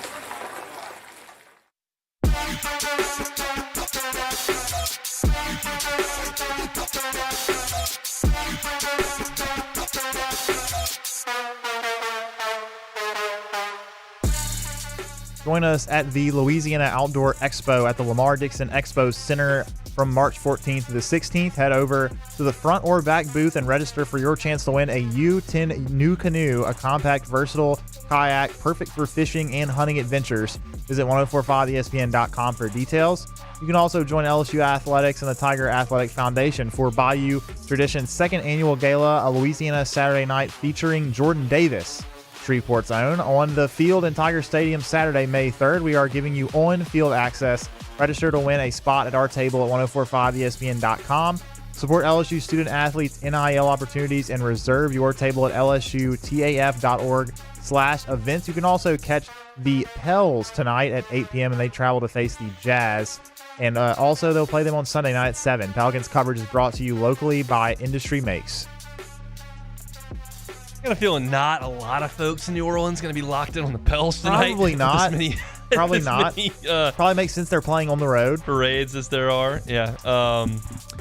Just a different time in New Orleans, Mardi Gras time. Not a lot of NBA fans locked in. I haven't watched the Pels game in a while now. I don't even know if they're wearing Mardi Gras uniforms right now. I haven't seen them. You're asking the wrong I know dude. you don't know, but I mean, considering who the uniforms are, I figured you should probably be informed on these matters. No, I'm not. I saw your tweet about the UNO uniforms. They look navy to me. I think it looks missed. navy, which, I mean, did they actually do that because they're navy or like their colors are blue? I don't know. I'm told via Twitter that it was the lighting and that it is It's purple, possible. but it looks navy to me. Yeah, it does. LSU's on the board with a pair of runs. Derek Curiel with an RBI triple.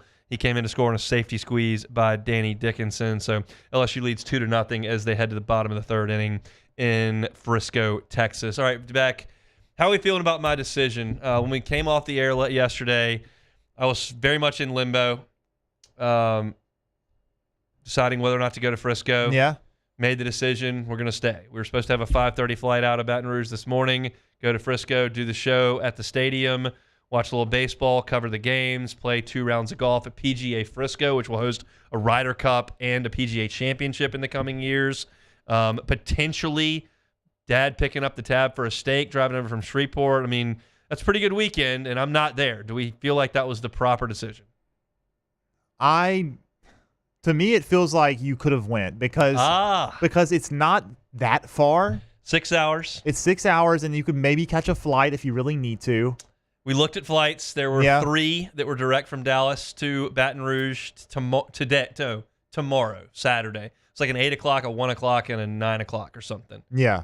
And that's a short flight, so it wouldn't take you long. Like an hour and a half. Yeah, so I'm feeling like I don't know, Hunt. I mean, that's just my opinion. We're 35 weeks in here. It's That's close. Technically early. I mean, it's Myers still came early. at 38, but there were some things going on. Just I felt like the decision was made that it was better if I stayed in Baton Rouge and we didn't have the baby, as opposed to me going to Dallas and we did have the baby. Hunt, I'm not gonna say that you didn't make the correct decision. You in terms of the possibilities of what could have happened, you probably made the correct decision. But of course, hindsight is always 20/20, and most likely the baby will not come in the next few days. That's but true. That's just how it goes. Those are the breaks. Yeah. Although one of the real side effects here that we didn't get to see me attempt to put together the Comrex That would on have the been concourse yes, of the baseball stadium. That is, I was hoping for that. I really was. I was really excited to see how many problems we had were Bo gonna have. Wegman, the engineer, all queued up with FaceTime. We had rehearsed it twice upstairs, trying to get it all set up. I think people are pretty well aware at this point that I don't know one button that's being pushed to get this on the air anywhere. So getting that all set up was going to be quite a chore. I was going to have to set it up on the concourse, get the table skirt put out, get all the Comrex set up, as well as the headphones, as well as the StreamYard and the camera with the tripod all set up. I was very worried about the StreamYard, all that stuff. I was like, there's no way he's getting this video set up. He maybe get the Comrex. He's gonna need help for sure on the Comrex, but the video, I feel like in my rehearsals the video went okay. The Comrex, it was a little iffy. Cassie has got some. Well, I was rooting for you because I was looking forward to the day off. Yeah, you were to have the day off. Set up your own video. I didn't need to do anything. We need you into work here on this Mardi Gras Friday. Working hard here. We appreciate you coming out. So we'll see if the baby comes this weekend. I'll be vindicated in my decision. If not, it'll be quite a missed opportunity. I'll be a little bit sad about that. But we're looking forward to whenever this baby does. Yes, of course. So hope my dad and his friend have fun with my team. Oh, so he's still going to go? By the way, the PGA Frisco, what I talked about, he's there. His best friend lives there, so they're going to play. Okay. Tell me what you think about this. You played a lot of golf in your day in the South, have you not? I have. PGA Frisco requires pants year-round, and you have to walk the championship course. Okay, now walking the championship course is not that's not out of the realm. That's but fine. The pants is pretty August interesting. in pants in Dallas? 90 degrees? Yeah, that's a bit much. I feel like they're going to lose business on that. I mean, there are some people in their 60s, 70s that are like, I can't do that. Yeah. I'm going to pass out. That is crazy. Yeah, that's just overkill. I mean, it really is. Like, I don't understand how. If Pebble Beach, which they don't make you wear pants, but if they wanted to and it's 50 every day, that's fine. That's fine. Dallas in August is 106. Yeah, that's no good. I'm glad that my dad checked on that because I was not going to bring pants to play golf in because it's going to be 75 degrees. Yeah. But here we are. I'm playing golf Saturday morning. It's going to be about 45 degrees here, so. Rumor has it I may be playing golf tomorrow as well. Wow. We'll see. You know, I'm just going to let the audience know here that I asked Hunt if he wanted to play golf with me yesterday. I'm playing at J.S. Clark, which is a really nice Breck golf course. Good. It was renovated a few years ago. Shout out to Breck for renovating it. It's a great job they did. But Hunt is just too much of a golf. You know, it's a business meeting. Okay. That's the excuse you're going to use here. I don't think it's an excuse. It's real. But just let the record show as well that yesterday that was not on the table, and he just simply said no because he's too much of a golf. That's not true. I got a pregnant wife. I couldn't make it. Okay, but now you can still play them. It's close to the house. I can get to the house in like 4 minutes from this golf. All right. That's fine. Take it or leave it.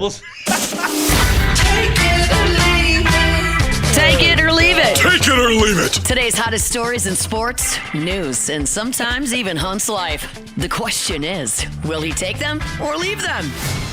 I actually do have one here. I just found something here. College football, the NCAA Football Rules Committee has proposed a timeout to be charged whenever medical personnel enter the field to evaluate players after the ball has been spotted for the ensuing play. Teams without timeouts would be assessed a 5-yard delay of game penalty for each instance. Leave it in a hurry. Leave it alone. That's absurd. Okay, this is trying to prevent the fake injuries. I get it. And it's a hard thing to tackle.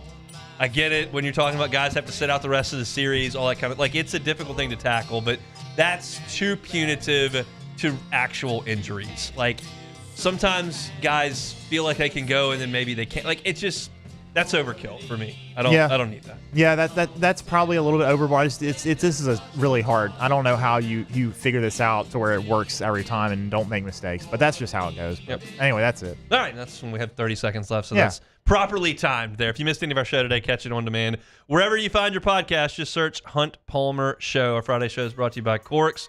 Kate Anderson looking good. LSU leads 2-0 after 3 over in Frisco. Matt's going to drive you home next one after further review.